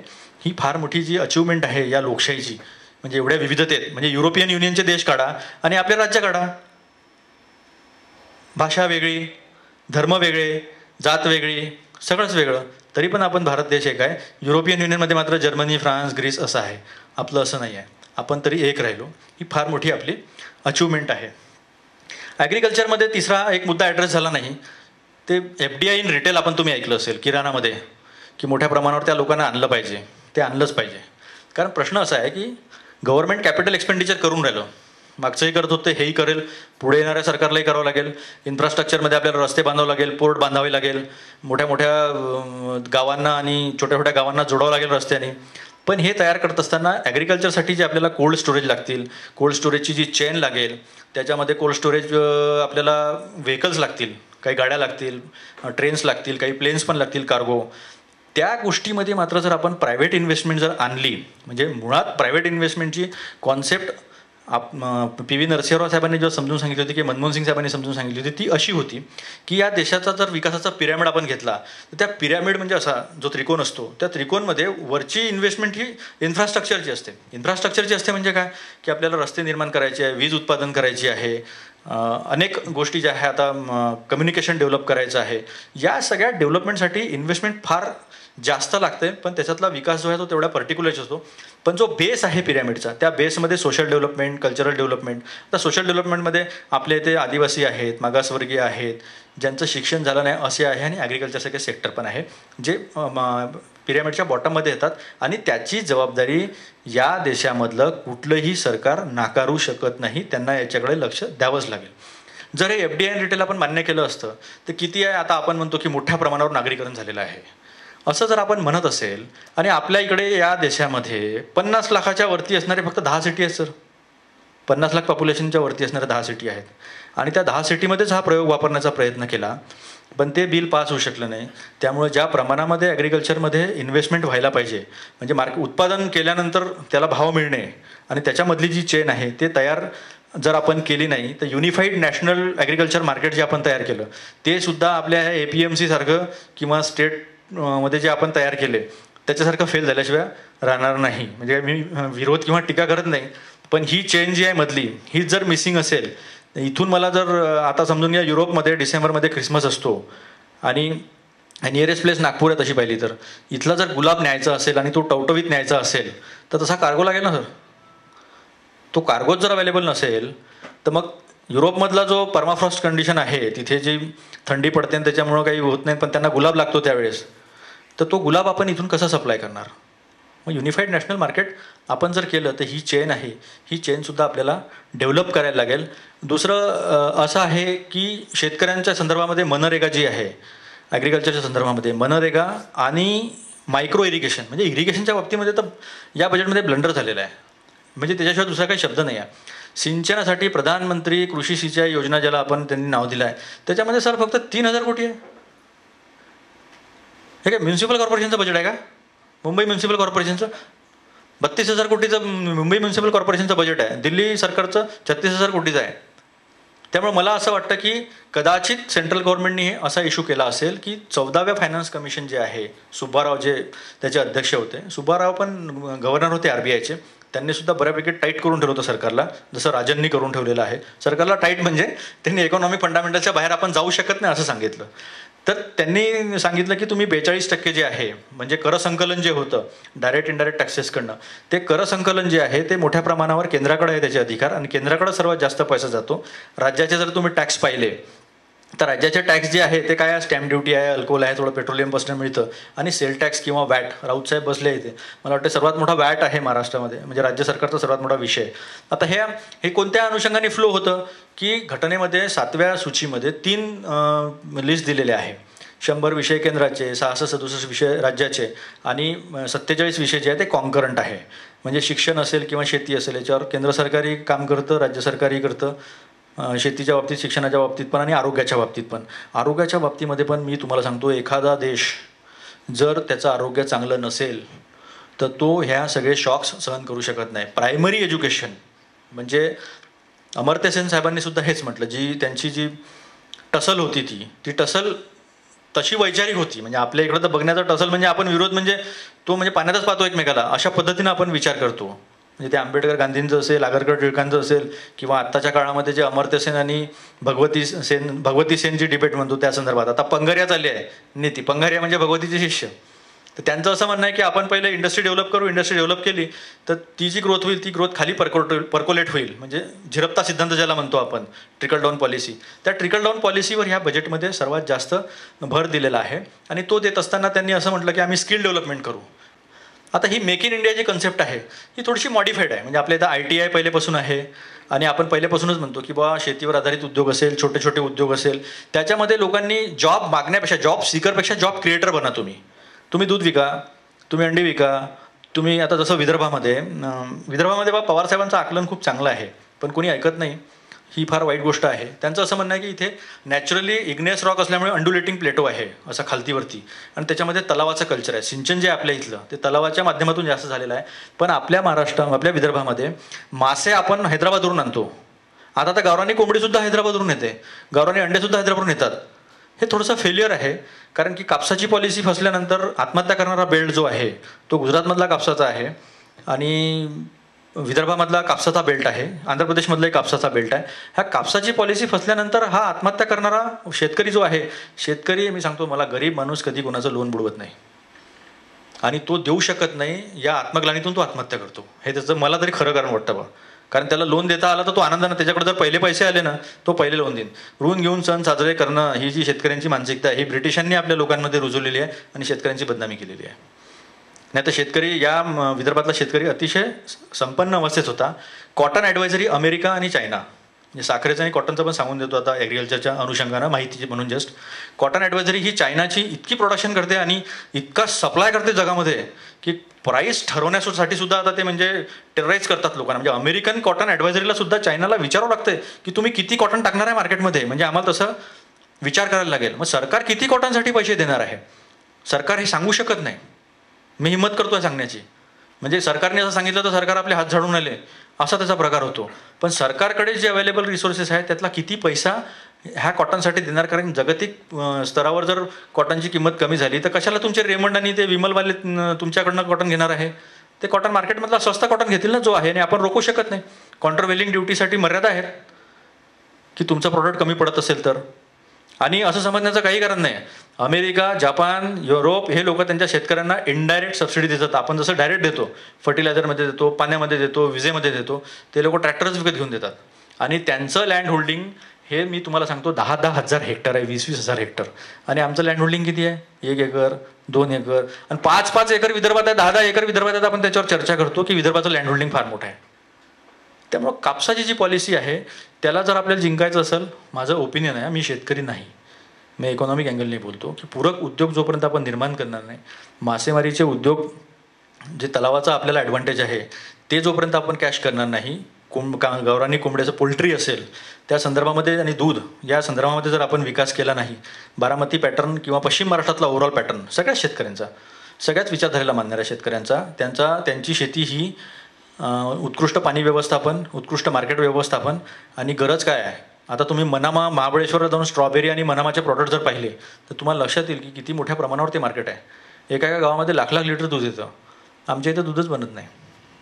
तर हे पूरक उद्योग जो आहे, या पूरक उद्योगाकडं संपूर्ण भारत देशामध्ये त्याची जी चेन आहे मार्केटिंगची, मिसिंग चेन शेतकऱ्यापासून तर नॅशनल मार्केटपर्यंत, ही चेन आपण जोपर्यंत इस्टॅब्लिश करत नाही, त्याच्यावर मोठ्या प्रमाणावर गुंतवणूक करत नाही, तोपर्यंत या देशातला ॲग्रिकल्चर प्रॉब्लेम, या देशामध्ये 60% वरती जे जनता त्या शेती याच्यावर अवलंबून आहे, ते सरळ होणार नाही. आणि ते जर सरळ झालं नाही तर आम्हाला मग सबसिडी, कोणत्याही सरकारची हिंमत होणार नाही सबसिडी काढून घेण्याची, आणि मोठ्या प्रमाणावर शहरामध्ये स्थलांतर होईल. सर, मी तेलंगणाला गेलो होतो सर. जयदीप हर्डीकर आहे का इथे? जयदीप टेलिग्राफचे पत्रकार आहे. लोकांनी घराला लॉक केलं आहे सर. गावाच्या गावा उसळ पडले आहे सगळ्या इंडस्ट्रीमध्ये पैसे टाकल्यामुळे. कारण रोजगार तिकडे भेटून ना, तो काय करणार आहे. रोजगार हमी योजना जेव्हा आम्ही सुरू केली तेव्हा लोकांनी आपल्या शेतातलं काम सोडून रोजगार हमीवर काम करणं सुरू केलं होतं. मग आपण त्यात सुधारणा केल्या की ठीक आहे, तुझ्या शेतातली विहीर आम्ही बांधून देऊ, तुझ्या गावातला रस्ता आम्ही बांधून देऊ, तुझ्या शेताच्या कामाचे पैसे तू शेतात काम कर आणि तुला पैसे देऊ. हे आपण चेंजेस त्या कालानुरूप त्याच्यामध्ये केले होते. तर ह्या सगळ्या गोष्टी आहे, ह्या मला कळतात आणि सरकारला कळत नाही असं नाही आहे. त्यांची विचारधारा ट्रिकल डाऊनची आहे. त्यांना असं वाटतं की आपण इंडस्ट्रीमध्ये खूप मोठ्या प्रमाणावर पैसा पंपिंग केला तर मोठ्या प्रमाणावर लिक्विडिटी मार्केटमध्ये निर्माण होईल आणि मग त्याचा फायदा हा ॲग्रिकल्चरला सुद्धा होईल, ॲग्रिकल्चर इन्फ्रास्ट्रक्चरमध्ये मोठ्या प्रमाणावर पैसे येईल असं म्हटलं जातं. सुदैवानं नागपूरचे सुपुत्र नितीन गडकरी आता सरफेस ट्रान्सपोर्ट मिनिस्टर आहेत. त्यांच्याकडं जहाज पण आहेत, जहाज शिपिंग पण आहे त्यांच्याकडे रोड ट्रान्सपोर्ट पण आहे, सगळं त्यांच्याकडे आहे. आणि मला वाटतं प्रॉबेबली त्यांचं एकमेव खातं असं आहे की ज्याला सर्वात जास्त पैसे मिळालेले आहेत. 70,000 कोटीच्या वरती बॉन्ड तयार करणार आहेत. त्याच्यानंतर एक फार महत्त्वाची घटना घडलेली आहे जी 2010मध्येच घडायला पाहिजे नव्हती, पण संसदेमध्ये त्याच्या संदर्भामध्ये कन्सेन्सस होऊ शकलं नाही किंवा अननेसेसरी खूप विरोध झाला. ते म्हणजे GST, goods and services tax. आता गुड्स अँड सर्व्हिसेस टॅक्स हे जवळजवळ जगामध्ये युनोमध्ये रजिस्टर्ड जे देश आहेत ते जवळजवळ 195 देश आहे आणि त्यातल्या 140 देशांमध्ये GST आहे. आता GST म्हणजे कसं, GST म्हणजे काय आहे की एकच टॅक्स राहील. इनडायरेक्ट टॅक्स जे आहे ते एकच टॅक्स राहील.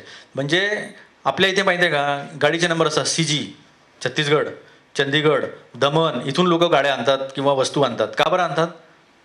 कारण तिथे टॅक्स डिफरन्स आहे. म्हणजे जर्मनीमध्ये असं म्हटलं जायचं त्या काळामध्ये 14व्या-15व्या शतकामध्ये की इथं घोडा बदलला की टॅक्सेशन बदलतं. बरोबर आहे सर? घोडा बदलला की टॅक्सेशन बदलतं. तसं भारतामध्ये पण आहे. हे इथून 100 किलोमीटरवर छत्तीसगडमध्ये टॅक्सेशन वेगळं आहे. त्यामुळे तिथली वीज स्वस्त आहे, आपल्या इथली वीज काही महाग आहे. तिथे गाडी स्वस्त मिळते, तिथे 4% सेल टॅक्स आहे, आपल्या इकडे मला वाटतं जास्त आहे. तर हा जो फरक आहे, हा फरक GSTमध्ये ही ॲनॉमली जी आहे ती ॲनॉमली निघून जाईल. मल्टिपल टॅक्सेशन जाईल त्याच्यामध्ये, म्हणजे अनेक प्रकारचं जे टॅक्स आहे ते जाईल. मला वाटतं आता जवळपास 22 ते 23% वर आपण एकूण टॅक्स देतो, पण GST आला तर हा GST 14 ते 16% राहील आणि त्याच्यामुळं प्रचंड मोठ्या प्रमाणावर टॅक्सची जी बचत होईल. त्यामुळे वस्तूंच्या किमती कमी होतील, सेवांच्या किमती कमी होतील आणि वस्तू आणि सेवांच्या किमती जर कमी झाल्या तर असं एक्सपेक्टेड आहे की इंडस्ट्रीनी हा जो बेनिफिट आहे हा बेनिफिट कन्झ्युमरला पास ऑन केला पाहिजे. म्हणजे इन्फ्लेशन आपलं कंट्रोलमध्ये येईल आणि आपण जी इन्व्हेस्टमेंट टाकू आणि इन्फ्रास्ट्रक्चरमध्ये जी डेव्हलपमेंट होईल ती डेव्हलपमेंट आपल्याला फायद्याची होईल. GSTची दुसरी स्लाईड काढ. आता याच्यामध्ये टॅक्स टू बी अबॉलिश्ड. आता याच्यामध्ये पहा, octroi, entry, turnover, central sales tax, state level sales tax, stamp duty, telecom licence फीपासून जेवढे म्हणून तुम्हाला टॅक्सेस माहिती आहे तेवढे टॅक्सेस हे सगळे ॲबॉलिश होऊन जातील. म्हणजे नागपूरचा LBT हा GST लागल्याशिवाय जाणार नाही, ही आपली शर्यत आहे.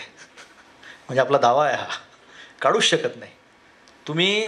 म्हणजे पॅरलाइज करू शकत नाही कुठल्याही कॉर्पोरेशनला. स्थानिक स्वराज्य संस्थेचे स्वतःचे जर आर्थिक स्रोत एखाद्या संस्थेचे नसेल तर ती चालू शकत नाही. तुम्ही पॅरलाइज करू शकत नाही. तुम्ही जास्तीत जास्त 18 मार्चला मी सांगतो काय होईल. 18 मार्चला तुम्ही एक तर एंट्री टॅक्स आणाल, टर्नओव्हर टॅक्स आणाल किंवा सेल टॅक्सवर सरचार्ज लावाल 2%चा. आणि तो जर सेल टॅक्सवर सरचार्ज 2%चा लावला तर ज्यांचा संबंध या नागपूर शहराशी नाही आहे तशा गावातल्या लोकांवर पण तो सरचार्ज लावला जाईल.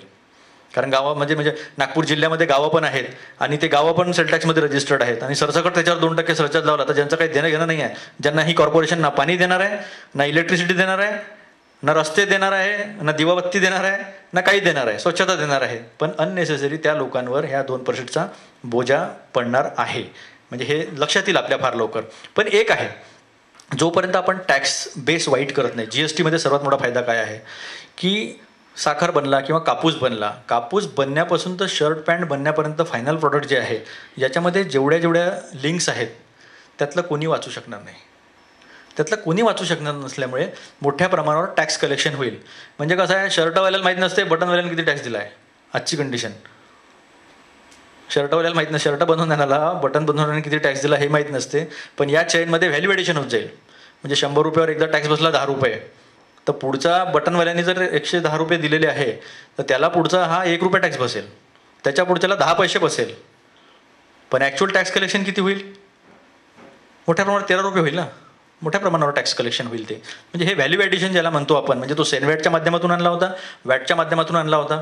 याच्यामध्ये अडचणी फक्त अशा आहे की राज्य सरकार जे आहे त्यांचं असं म्हणणं आहे की बा आमचे तुम्ही सगळे टॅक्सेस काढून घेतल्यानंतर आमच्यावर इमिजिएट इन्सिडन्स जो येईल, म्हणजे इमिजिएट आमच्यावर जो प्रॉब्लेम येईल तो प्रॉब्लेम ॲड्रेस 14व्या वित्त आयोगाने केलेला आहे.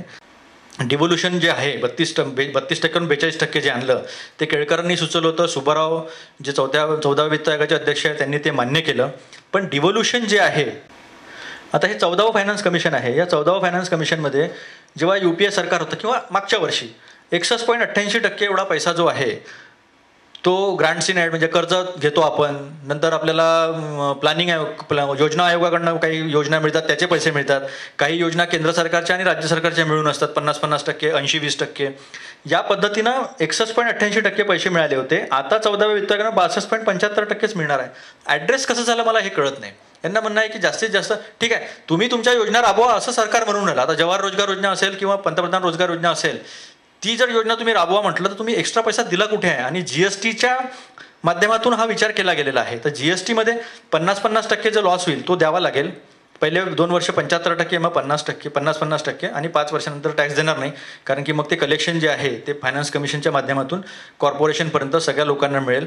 मग ते असे LBT सारखे वगैरे असे डबल टॅक्सेशन राहणार नाही. याच्यामध्ये राज्य सरकारने अडी धरून बसलेली आहे. ती अडी अशी आहे की ते म्हणतात की पेट्रोलियम टॅक्स, त्यानंतर एक्साईज म्हणजे दारूबंदी, राज्यामध्ये एक्साईज म्हणजे दारूबंदी, हा टॅक्स आणि टोबॅको, हे 3 टॅक्स आम्ही शेड ऑफ करायला तयार नाहीत. तर त्याच्यावर आपली एक चालू आहे कन्सल्टेशन. कदाचित ते शेड ऑफ केलं तर बरं होईल, नाही केलं तरी हरकत नाही. पण मग ते कालांतरानं ॲब्सॉर्ब होऊन कालांतरानं ते काढावंच लागेल. कारण की मग जर पेट्रोलियम टॅक्स काढला नाही तर मग GSTला असा फारसा विशेष अर्थ उरणार नाही. आणि ही डबल लेवल GST राहील, सेंट्रल GST आणि स्टेट GST अशी डबल लेवल जी कॅनडामध्ये आहे ती आपणही स्वीकारू. एक ऊसाच्या संदर्भात राहून गेलो, तुम्ही सांगून देतो मला ते, म्हणजे फार इम्पॉर्टंट आहे. आता कसं झालं की जगामध्ये ऑइलच्या प्राइसेस पडल्या. ऑइलच्या प्राइसेस पडण्याचे 2 कारणं आहे. एक कारण असं आहे की अमेरिकेला त्यांच्या समुद्रामध्ये फ्रॅकिंग या पद्धतीनं मोठ्या प्रमाणावर शेल ऑइल आणि शेल दगड असतो तो पोरस, ज्याला आपण रेतीजन्य खडक म्हणतो, त्याच्यामध्ये इतकं ऑइल सापडलेलं आणि इतकी गॅस सापडलेली आहे की ते इथून 100 वर्ष त्यांना पुरेल स्वतःला. इतका मोठा ऑइल आणि शेल गॅस सापडलेली आहे. आणि जगातला सर्वात मोठा इम्पोर्टर ऑइल विकत घेणारा हा अमेरिकाचा आहे. पण त्यांना स्वतःचं ऑइल सापडलेलं आहे. आणि त्याच्यामध्ये मोठी भूमिका कोणी बजावली, त्यांच्याकडे होतं हे त्यांना माहीत आहे. आपली गवाराची शेंग असते ना, त्या गवाराच्या शेंगाचा तो चिकटा निघतो ना, ग्वारगम म्हणतात त्याला इंग्लिशमध्ये, तो ग्वारगम टाकल्यामुळे त्या समुद्रामध्ये कार्बनचं प्रमाण कमी होतं. जे पहिले पाण्याने फोर्स करायचे त्याला आता फ्रॅकिंग असं त्याचं ते टेक्निकल नाव आहे. मला ते एक्झॅक्टली सांगता येणार नाही की ती फ्रॅकिंग प्रोसेस एक्झॅक्टली टेक्निकल कशी आहे, पण ती इट्स अ हायड्रॉलिक प्रोसेस. त्याच्यामधून मोठ्या प्रमाणावर त्यांना ऑइल मिळालं. आणि युक्रेननी, म्हणजे रशिया आणि युक्रेनमधला ब्लॅक सीच्या जवळचा क्रिमिया नावाचा प्रदेश हा महाराष्ट्र एवढा आहे तेवढा गिळंकृत केला. म्हणजे हे जगाच्या उलट्या प्रवास झालं. म्हणजे इंटरनेटची क्रांती झाली, फिजिकल बॉर्डर्सला म्हणजे भौतिक बॉर्डर्सला काही अर्थ राहिला नाही असं म्हणत असताना पुतीननी किंवा रशियानी एखादा देश आपला गिळंकृत करून टाकणे हे म्हणजे आश्चर्याचीच गोष्ट आहे. म्हणजे ही एकाधिकारशाहीचं मोठं उदाहरण आहे. पण ती एकाधिकारशाही दाबण्यासाठी हे जे ऑइलचा सप्लाय आहे, हा ऑइलचा सप्लाय मोठ्या प्रमाणावर अमेरिका या जगामध्ये करत आहे. इराणसोबत न्यूक्लिअर डील होऊ शकते म्हणून सौदी अरेबिया आणि इस्रायल नाराज आहे. त्याच्यामुळं सौदी अरेबिया आपलं ऑइल प्रोडक्शन थांबवायला तयार नाही आहे. त्याच्यात त्रिपोलीमधलं सिव्हिल वॉर कमी झालं त्याच्यामुळं ते ऑइल पूल करत आहेत. व्हेनेझुएला आपलं ऑइल टाकत आहे मार्केटमध्ये. आणि सर्वात महत्त्वाचं म्हणजे रशियाची इकॉनॉमी, आता रशियापासून ताश्कंद वगैरे सगळे देश निघाले, त्यामुळे रशियाची इकॉनॉमी ही सगळी ऑइल आणि शेल गॅसवर आहे. त्यामुळं रशियाला इकॉनॉमिकली पॅरलाईज करण्यासाठी मोठ्या प्रमाणावर ऑइलच्या प्राइसेस ह्या खाली ठेवण्याचा प्रयत्न आहे. असे अनेक त्याला आंतरराष्ट्रीय डायमेन्शन्स आहेत आणि त्या डायमेन्शनमुळं ऑइल प्राइसेस खाली आल्या. पण आता म्हणजे गंमत अशी आहे की एवढं सगळं करत असताना सर्व्हिस टॅक्स हा 2%नी वाढवला आणि पेट्रोलियम प्रॉडक्ट्स जे आहे ते आपण आता मार्केटमध्ये ओपन केलेले आहे. म्हणजे सरकार त्याला सबसिडी देणार नाही. सरकार आता लोकांना तुम्ही वापर करता तर पैसे दिले पाहिजे आणि ती मानसिकता काही डेव्हलप करणं लोकांमध्ये वाईट पण नाही. ते तुम्हाला शेवटी आज नाही उद्या करावंच लागणार आहे. त्याचा परिणाम असा झाला की यांनी आता पुन्हा ₹4 टॅक्स वाढवला आणि जो इन्फ्रास्ट्रक्चर डेव्हलपमेंट फंड क्रिएट करणार आहे त्या फंडमध्ये जवळजवळ 40,000 कोटी जे आहे या माध्यमातून निर्माण करणार आहे. पण अर्थशास्त्रज्ञ लोकांचं असं म्हणणं आहे की याच्याऐवजी जर आपण एखादा ऑइल पूल निर्माण केला, म्हणजे ऑइल पूल पहिले होतं आपल्या इथे, हे जे पैसे आपल्याला वाचतात आहे याच्यातनं जर ऑइल पूल आपण निर्माण केला तर ही आंतरराष्ट्रीय परिस्थिती राहील तोपर्यंतचा फायदा आपल्याला असा होईल की नंतर मग प्राइसेस वाढवायच्या वेळेस आपल्याला एक संधी मिळेल, तेवढा वेळ मिळेल आणि लोकांना त्या गोष्टीशी ॲडजस्ट करून घेता येईल आपल्याला. तसं न करता हे एक्साईजच्या स्वरूपात घेतलं. आता एक्साईज आम्ही नंतर कमी करू असं म्हणतात, पण एक्साईज कमी केलं तर रेव्हेन्यू कमी होईल ना सर. हा रेव्हेन्यू जो पैसा आला हा फिस्कल डेफिसिटच्या अगेन्स्टमध्ये ॲडजस्ट झाला. म्हणजे आम्हाला ₹100 खर्च करायचे आहे आणि आम्हाला जर ₹20 पेट्रोलियमवर टॅक्स लावून मिळाले आहे तर ह्या ₹100च्या खर्चाच्या अगेन्स्टमध्ये आम्ही ॲडजस्ट केला ना तो. त्यामुळे तो कमी करू तर फिस्कल डेफिसिट पुन्हा वाढेल आमचं. त्यामुळे याचा फायदा होऊ शकला नाही. पण एक प्रयत्न सुरू आहे विशाखापट्टणममध्ये गेल्या 3-4 वर्षापासून की मोठ्या प्रमाणावर टँकर्स निर्माण करून किंवा अशी व्यवस्था निर्माण करायची की 6 महिने आपल्याला जेवढं लागेल ऑइल तेवढं ऑइल आपण सेव्ह करायचं. अशा पद्धतीचा सुद्धा एक प्रयत्न आहे. पण तेवढा वेळ ह्या ऑइल प्राइसेसनी आपल्याला द्यायला हवा. म्हणून असं म्हटलं जातं बऱ्याच ठिकाणी की फिस्कल डेफिसिटच्या नादामध्ये म्हणजे आपण रेव्हेन्यू एक्सपेंडिचर कमी करता आला असता. रेव्हेन्यू एक्सपेंडिचर म्हणजे जास्त काही मोठी टर्मिनॉलॉजी नाही आहे. आपला जो खर्च आहे दैनंदिन, चांगले कपडे घातले पाहिजे, चांगलं ऑफिस केलं पाहिजे, चांगलं केबिन केलं पाहिजे किंवा तत्सम प्रकारचे जे खर्च आहे ऑफिशियल एक्सपेंडिचर ज्याला म्हणतो P&L अकाउंटचे, ते आपण जर कमी करायला पाहिजे नव्हते असं केळकर साहेबांचंही म्हणणं होतं. असं सगळ्या जुब्बाराव साहेबांचंही असं म्हणणं होतं. आणि मोठ्या प्रमाणावर लिक्विडिटी निर्माण करायची नाही म्हणून राजन जे आहे ते राजनसुद्धा नाराज आहेत की ते म्हणतात की एवढ्या मोठ्या प्रमाणावर आपण बेस रेट जे आहे म्हणजे रॅपो रेट कमी केले की कॅश मार्केटमध्ये येते. काही कॅश रिझर्व्ह बँकेकडे बँक ठेवत असतात, काही SLR स्टॅट्युटरी लिक्विडिटी रेशो हा बँक स्वतःजवळ ठेवत असते, ती खर्च करता येत नाही. आणि मग तो अशा वेळेस आपण लिक्विडिटी निर्माण केल्यानंतर रोजगार निर्माण होईल का की हे फिस्कल डेफिसिट ते सक करून जाईल सगळी लिक्विडिटी आणि पुन्हा महागाई वाढेल अशा परिस्थितीमध्ये आहे. म्हणजे एकीकडे आपण महागाई कमी करण्याचा फिस्कल डेफिसिट कमी करण्याचा प्रयत्न करतो, एकीकडे सर्व्हिस टॅक्स वाढल्यामुळे फार मोठ्या प्रमाणावर याचा जो तोटा आहे महागाई वाढण्यामध्ये होऊ शकतो जर प्रोडक्टिव्हिटीमध्ये त्याच्यात आलं नाही तर हे 14 फायनान्स कमिशन जे आहे ते GSTच्या संदर्भामध्ये ॲडजस्ट होईल आणि सेंटर स्टेट म्हणजे सेंट्रली स्पॉन्सर्ड ज्या स्कीम आहे, केंद्र पुरस्कृत ज्या योजना आहे त्या योजना ज्या आहे आता त्या राज्य पुरस्कृत होतील आणि राज्यांना त्यांचं असं म्हणणं आहे की आम्ही लिबर्टी दिली. पण आता हे जे फेडरलिझमचा कन्सेप्ट आहे, आता मी पॉलिटिकल सायन्सचा विद्यार्थी पण आहे, तर केंद्र आणि राज्य संबंध जे आहे ते भारतासारख्या देशामध्ये अतिशय आवश्यक आहे आणि केंद्राचा वरदहस्त जो आहे तो मोठ्या प्रमाणावर नाही तरी काही प्रमाणावर राज्यांवर असलाच पाहिजे. तरच याच्यामध्ये बॅलन्स डेव्हलपमेंट जी आहे ती आपली होऊ शकेल. तर आपण ते जे फेडरलिझम कोऑपरेटिव्ह फेडरलिझम पहिले होतं सर, आता याला कंप्लीट फेडरलिझम म्हणता येईल की जास्तीत जास्त अधिकार तुम्ही राज्यांना दिले तर उद्या राज्य तुम्हाला जुमान देईल का काही गोष्टीमध्ये, ह्याचा सुद्धा विचार या अनुषंगानं व्हायला पाहिजे 14 फायनान्स कमिशनच्या अनुषंगानं.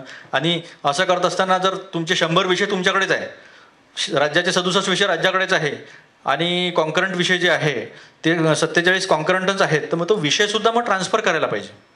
आणि GSTच्या संदर्भामध्ये मिनिमम कॉन्स्टिट्युशनल अमेंडमेंट जी आहे ती कॉन्स्टिट्युशनल अमेंडमेंट मिनिमम 15 राज्यांनी केली पाहिजे. 15 राज्यांनी जर ती अमेंडमेंट केली तर मोठ्या प्रमाणावर होईल. मेक इन इंडियाच्या संदर्भामध्ये डिफेन्समध्ये एक आपली ट्रॅजेक्टरी आहे पुन्हा, म्हणजे डिफेन्स आपण जास्त इम्पोर्ट करत होतो. बाकी मिसाईल टेक्नॉलॉजी आहे, न्यूक्लिअर टेक्नॉलॉजी आपण स्वतः डेव्हलप केली, मिसाईल टेक्नॉलॉजी आपण स्वतः डेव्हलप केली, स्पेस टेक्नॉलॉजी आपण स्वतः डेव्हलप केली. पण जे इमिजिएट आपल्याला वॉरफेअर्स लागतात सगळे ते वॉरफेअर्स आपण जे आहे म्हणजे प्लेन असतील, सबमेरिन्स असतील, हे सगळे बाहेरून करतो. पण ही एक चांगली कन्सेप्ट आहे की आपण असं म्हणतो की आता हे डिफेन्स जे आहे ज्याचं उत्पादन जे आहे ते उत्पादन आपण आपल्या देशात केलं पाहिजे. पण जेव्हा 1947 साली देश स्वतंत्र झाला आणि 50मध्ये आपली इंडस्ट्रियल पॉलिसी आपण ड्राफ्ट करत होतो, तेव्हा बेसिक अँड की इंडस्ट्रीमध्ये डिफेन्स हा आपण आपल्याकडे ठेवला पाहिजे असं जवाहरलाल नेहरूंचं त्या काळातल्या पंडित लोकांचं असं म्हणणं होतं. आणि ते बरोबरही होतं, कारण की जगामध्ये डिफेन्स हे प्रायव्हेटमध्ये आहे आणि कुठलाही व्यवसाय किंवा व्यापार हा प्रॉफिट मिळवण्यासाठीच केला जातो. त्यामुळं अदनान खगोशीसारखे लोक निर्माण झाले, अनेक दलाल निर्माण झाले आणि दलाल निर्माण झाले, त्यांनी पैसे खाल्ले हरकत नाही, पैसे खाल्लेले पैसे कमवता येतील. पण जगामध्ये जे वेपन बिंडोक लोकांच्या हातात गेलं किंवा ज्यांची डोकी माती भडकवली गेली धर्माच्या जातीच्या नावावर प्रदेशाच्या नावावर, त्या सगळ्या वेपन्सचा भडका जो आहे किंवा त्याचा जो फटका जो आहे तो आपल्या देशालाही बसतो आहे, पाकिस्तानलाही बसतो आहे, रशियालाही बसतो आहे. 9/11मध्ये अमेरिका पण इन्सिक्युअर झाली. आता त्यांना असं वाटत होतं की आम्ही 10,000 किलोमीटर जगापासून दूर आहे, आम्ही आयसोलेटेड आयलंड आहोत, आमच्यापर्यंत येऊन कोणी अटॅक करू शकत नाही, असं होऊ शकतं. त्यामुळं त्या दिवशी जेव्हा भाषणामध्ये जेटली साहेब बोलले, आता त्याचं पूर्ण ड्राफ्ट नंतर येईल, आता ड्राफ्ट आलेला नाही आहे, फक्त पॉलिसी आलेली आहे की बा या लोकांनी इथे उत्पादन निर्माण करावं बाहेरही विकावं, हे थोडंसं डेंजरस आहे. ते फक्त सरकारलाच विकण्याची जी मुभा आहे ती असावी एवढी माफक अपेक्षा आहे. दुसरं, भारताच्या संदर्भामध्ये भारत आता खूप पुढे गेलेला देश आहे, असं नाही आहे. भारतामध्ये काही फरक आहे, पण भारत हा खूप पुढे गेलेला देश आहे. चायना जो आपल्याला त्रास देतो, तो चायना त्रास देण्याचं कारण असं आहे की व्हिएतनामजवळ LOCमध्ये आम्ही मोठ्या प्रमाणावर ऑइल एक्सप्लोरेशन करतो आहे. ONGC विदेश आणि ONGC इंडिया असे 2 आपल्या कंपन्या आहेत. त्या साऊथ आफ्रिकेमध्ये, वेस्ट आफ्रिकेमध्ये, रशियाच्या सखालिनमध्ये आणि व्हेनेझुएलाच्या LOCमध्ये मोठ्या प्रमाणावर ऑइल एक्सप्लोर करतो आहे. आणि चायना म्हणजे कसं आहे, छोटंसं बाळ आहे. ते त्यांच्या आजूबाजूला कोणी आलं की ते रडायला सुरू करतं. मग ते श्रीलंकेमध्ये येऊन आम्ही पोर्ट बांधतो म्हणेल, म्यानमारमधून आपल्याला तिथून शस्त्र ठेवेल, अशी आपल्याला भीती दाखवत असतो. पण जगाचा इतिहास साक्षी आहे, साक्षीदार आहे या गोष्टीला की 2 nuclear countries, 2 nuclear neighbouring countries, 2 अण्वस्त्रधारी शेजारी राष्ट्रांमध्ये युद्ध होऊ शकत नाही. त्याचे परिणाम हे दोन्ही राष्ट्रांना भोगावं लागतात. त्यामुळे त्या युद्धाची भीती करण्यापेक्षा आपण आपली आर्थिक शक्ती वाढवली पाहिजे. चायना इतक्या मोठ्या प्रमाणात पुढे जातो आहे. चायनाच्या EUपासून तर स्पेनच्या मॅड्रिडपर्यंत 20,000 किलोमीटरची ट्रेन चालवली त्यांनी. आणि जे अमेरिकेने रशियासोबत केलं ते जर चायना आपल्यासोबत करत असेल तर आपण त्याला बळी पडण्याचं कारण नाही, पडणार पण नाही, कारण डिफेन्स पॉलिसी व्यवस्थित आहे, वाईट आहे असं नाही आहे.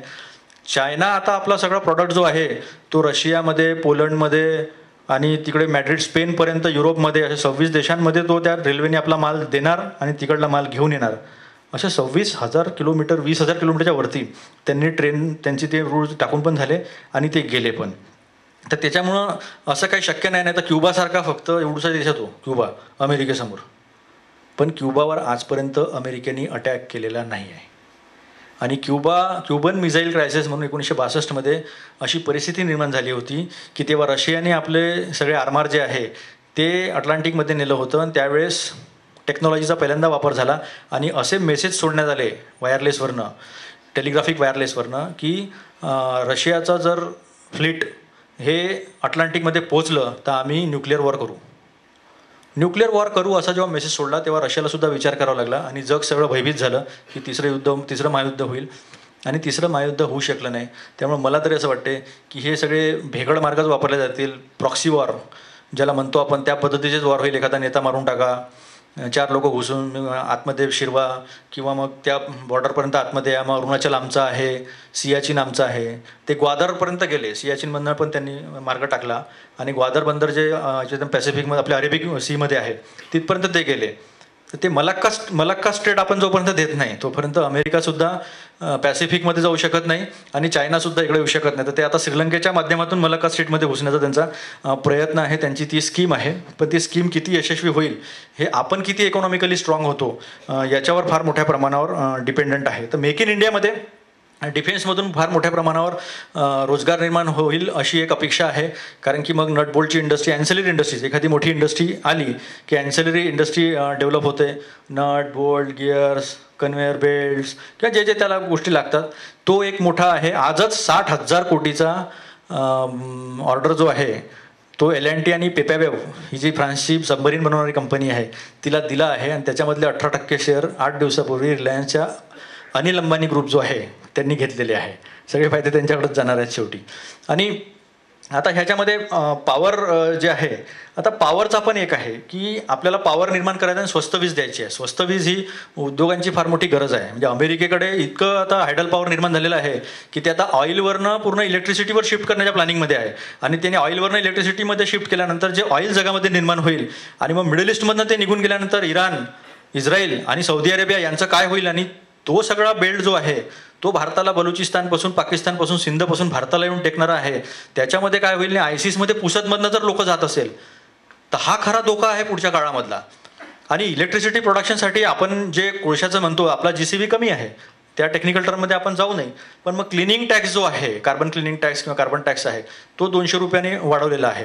त्यामुळे त्यात वीज कशी स्वस्त होईल हे समजणं थोडं कठीण आहे. आणि ॲनॉमली सगळ्यात मोठी अशी आहे की नवीनीकरण जे आहे, म्हणजे सूर्यापासून झालं, सोलर झालं, वाऱ्यापासून विंड झालं, ह्या अशा वेगळ्या वेगळ्या ज्या वीज निर्माण करण्याचे जे रिसोर्सेस आहे त्यांची क्षमता 1,75,000 मेगावॉट आपल्या देशामध्ये आहे असं आपण म्हणतो.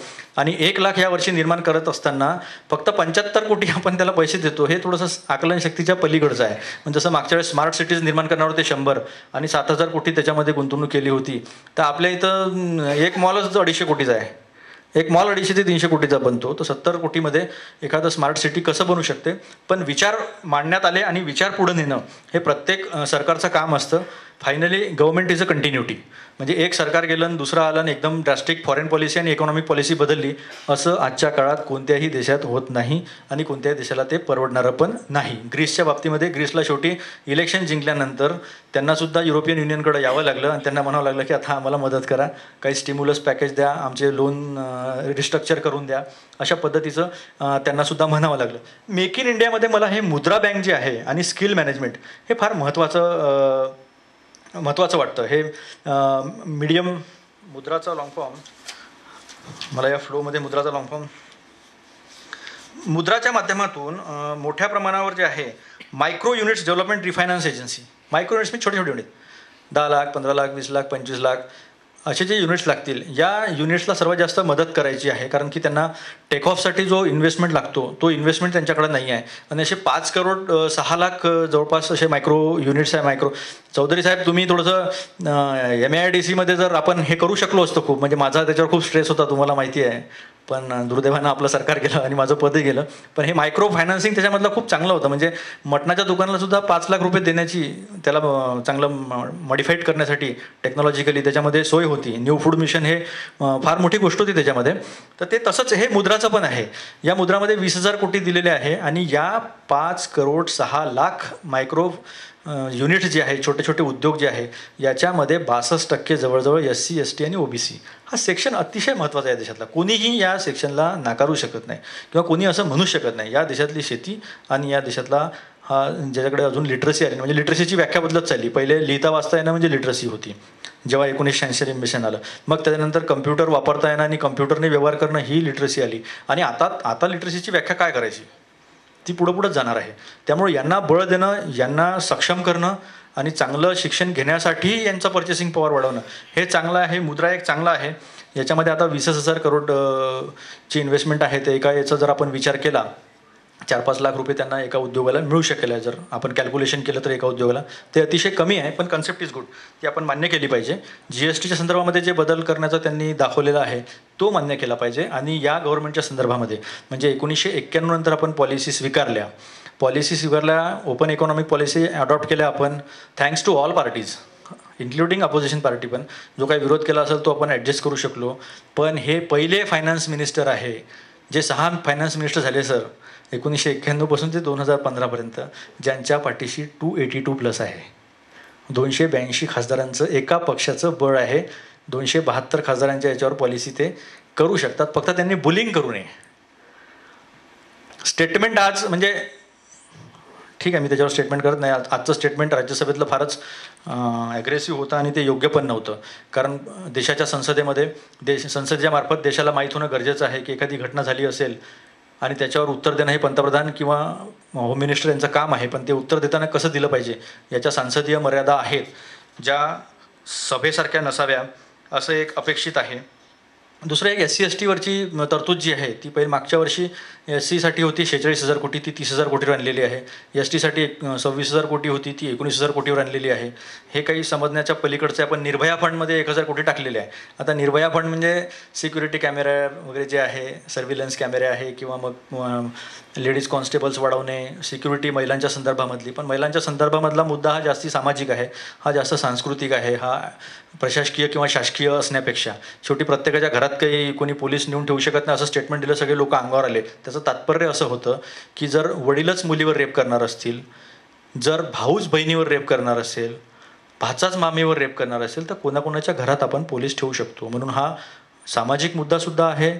म्हणून मग पानसरेसारखे आणि दाभोळकरसारखे लोकंसुद्धा या समाजामध्ये जगले पाहिजे, त्यांना जगवलं पाहिजे बाकीच्या लोकांनी. आणि जास्तीत जास्त नैतिक दबाव जो आहे समाजाचा, तो या सगळ्या घटनांकडं आला पाहिजे. त्या अनुषंगानं आपण पाहिलं पाहिजे. सोशल सिक्युरिटी हा एक म्हणजे ट्रान्सफॉर्मेशन होईल हे आपण मानतोच, कारण याचा संबंध हा सरळ सरळ सबसिडीशी आहे. आता जनधन सुरक्षा म्हणजे UPAच्या काळामधली झिरो बॅलन्स अकाउंट स्कीम. त्यावेळेस 24 कोटी 30 लाख अकाउंट ओपन केले होते. पण याचं ॲडव्हर्टाईज होऊ शकते हे कन्सेप्ट नव्हती. आता त्याच्यामध्ये 12.5-13 कोटी आहे. मॅक्सिमम लोक हे बँकिंग सिस्टममध्ये आले पाहिजे. पण बँकिंग सिस्टममध्ये येत असताना त्याच्यामध्ये लिक्विडिटी पण त्या अकाउंटमध्ये आली पाहिजे. रघुरामन राजननी वन्स अगेन असं म्हटलेलं आहे की एक अकाउंट मेंटेन करायला 100 रुपये लागतात वर्षाचे.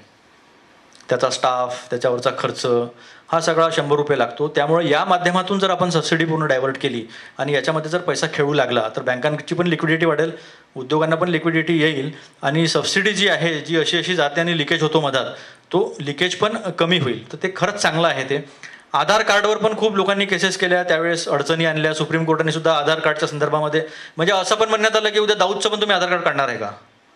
पण आधार कार्ड हा इतका सायंटिफिक आहे. नंदन निलेकनी नावाचा माणूस हा पिकअप केला गेला, इन्फोसिसचा CEO होता.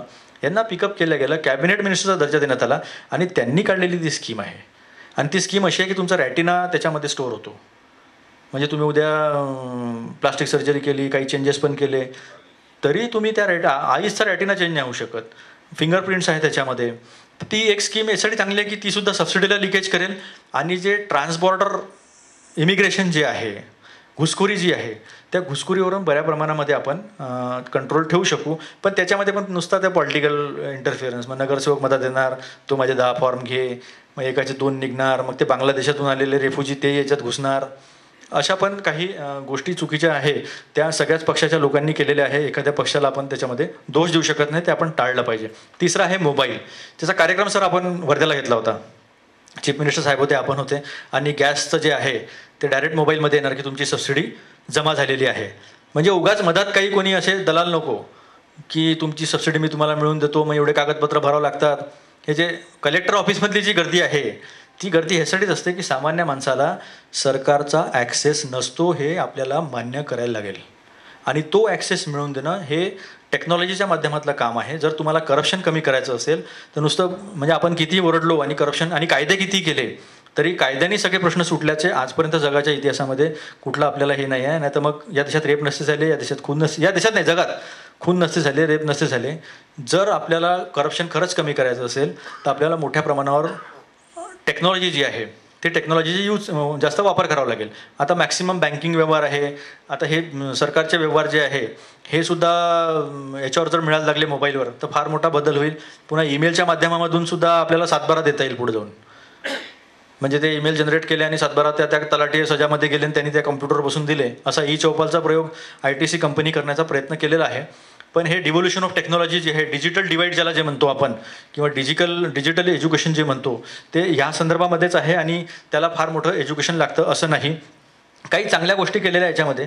ह्या विमा योजना ज्या आहे याच्यामध्ये तुम्हाला ॲक्सिडेंटल आणि नॅचरल डेथ जे आहे, आता 80 वर्षाच्या वरचे लोक जे आहे त्यांनासुद्धा इन्कम टॅक्समध्ये सूट देण्यात आलेली आहे.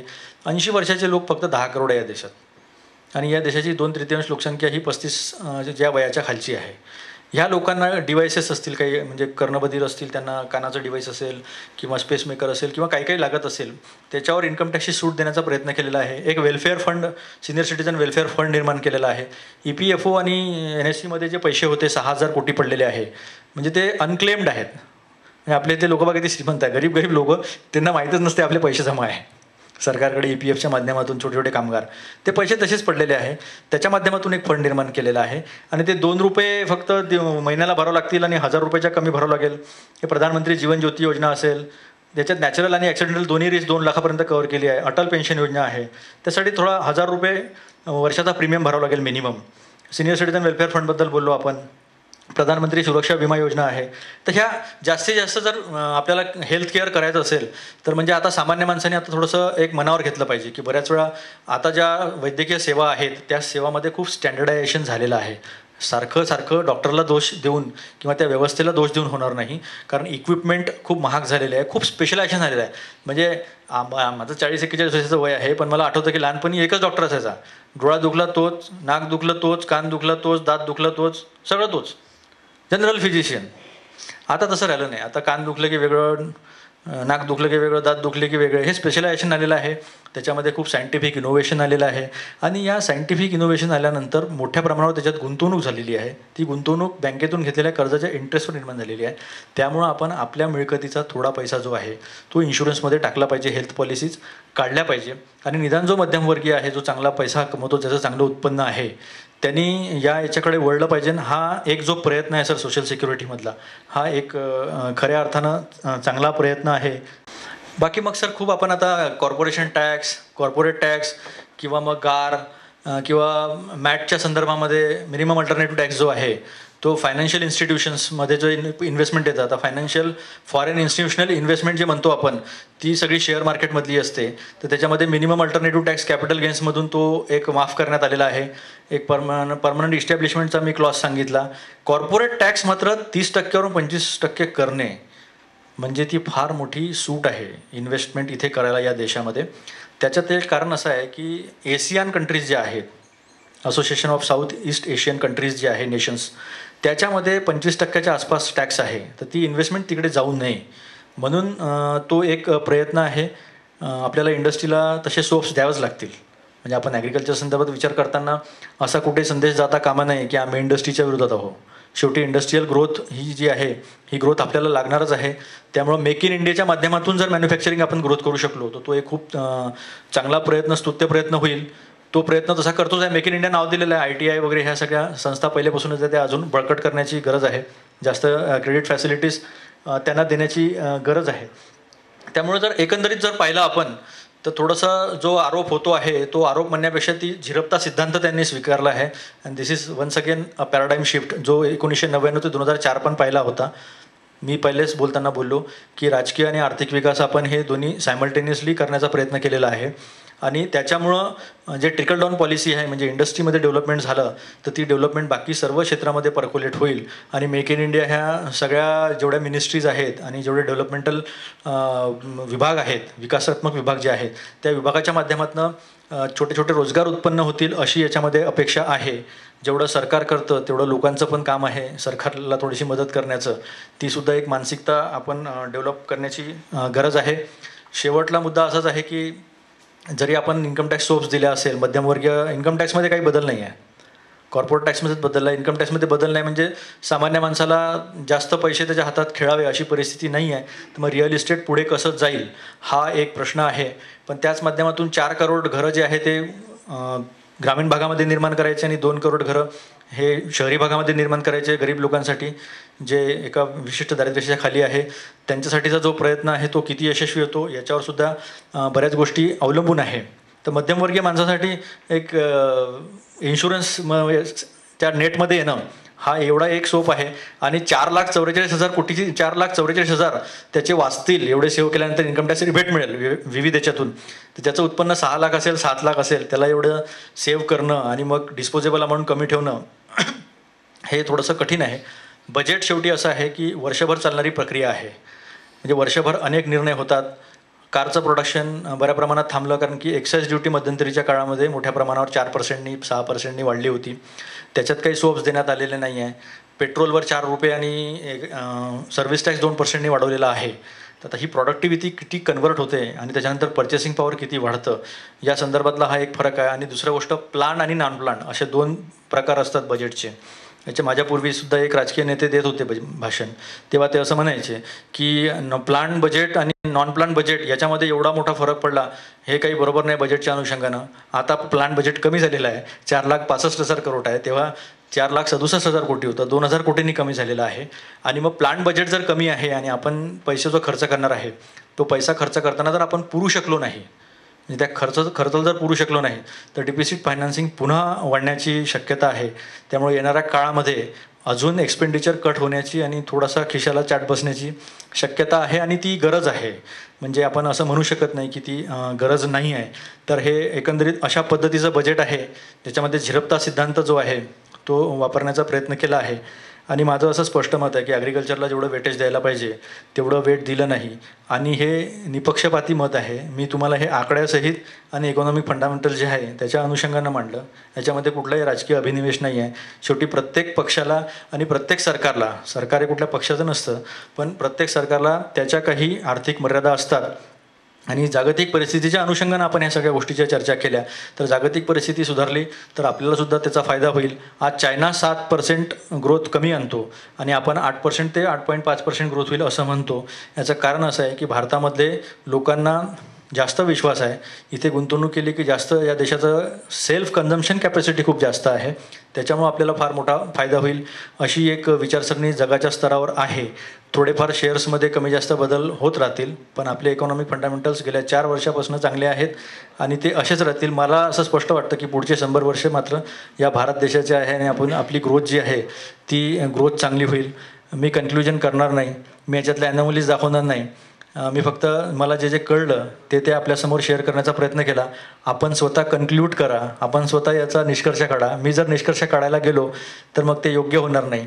या विश्लेषणावर निष्कर्ष काढण्या इतके आपण सगळे, म्हणजे माझ्यापेक्षा अनेक इथं मान्यवर हुशार आहेत, त्यांना कळतं सगळं. आपण काढावा एवढीच आपल्याला विनंती करतो आणि धन्यवाद. थँक्यू.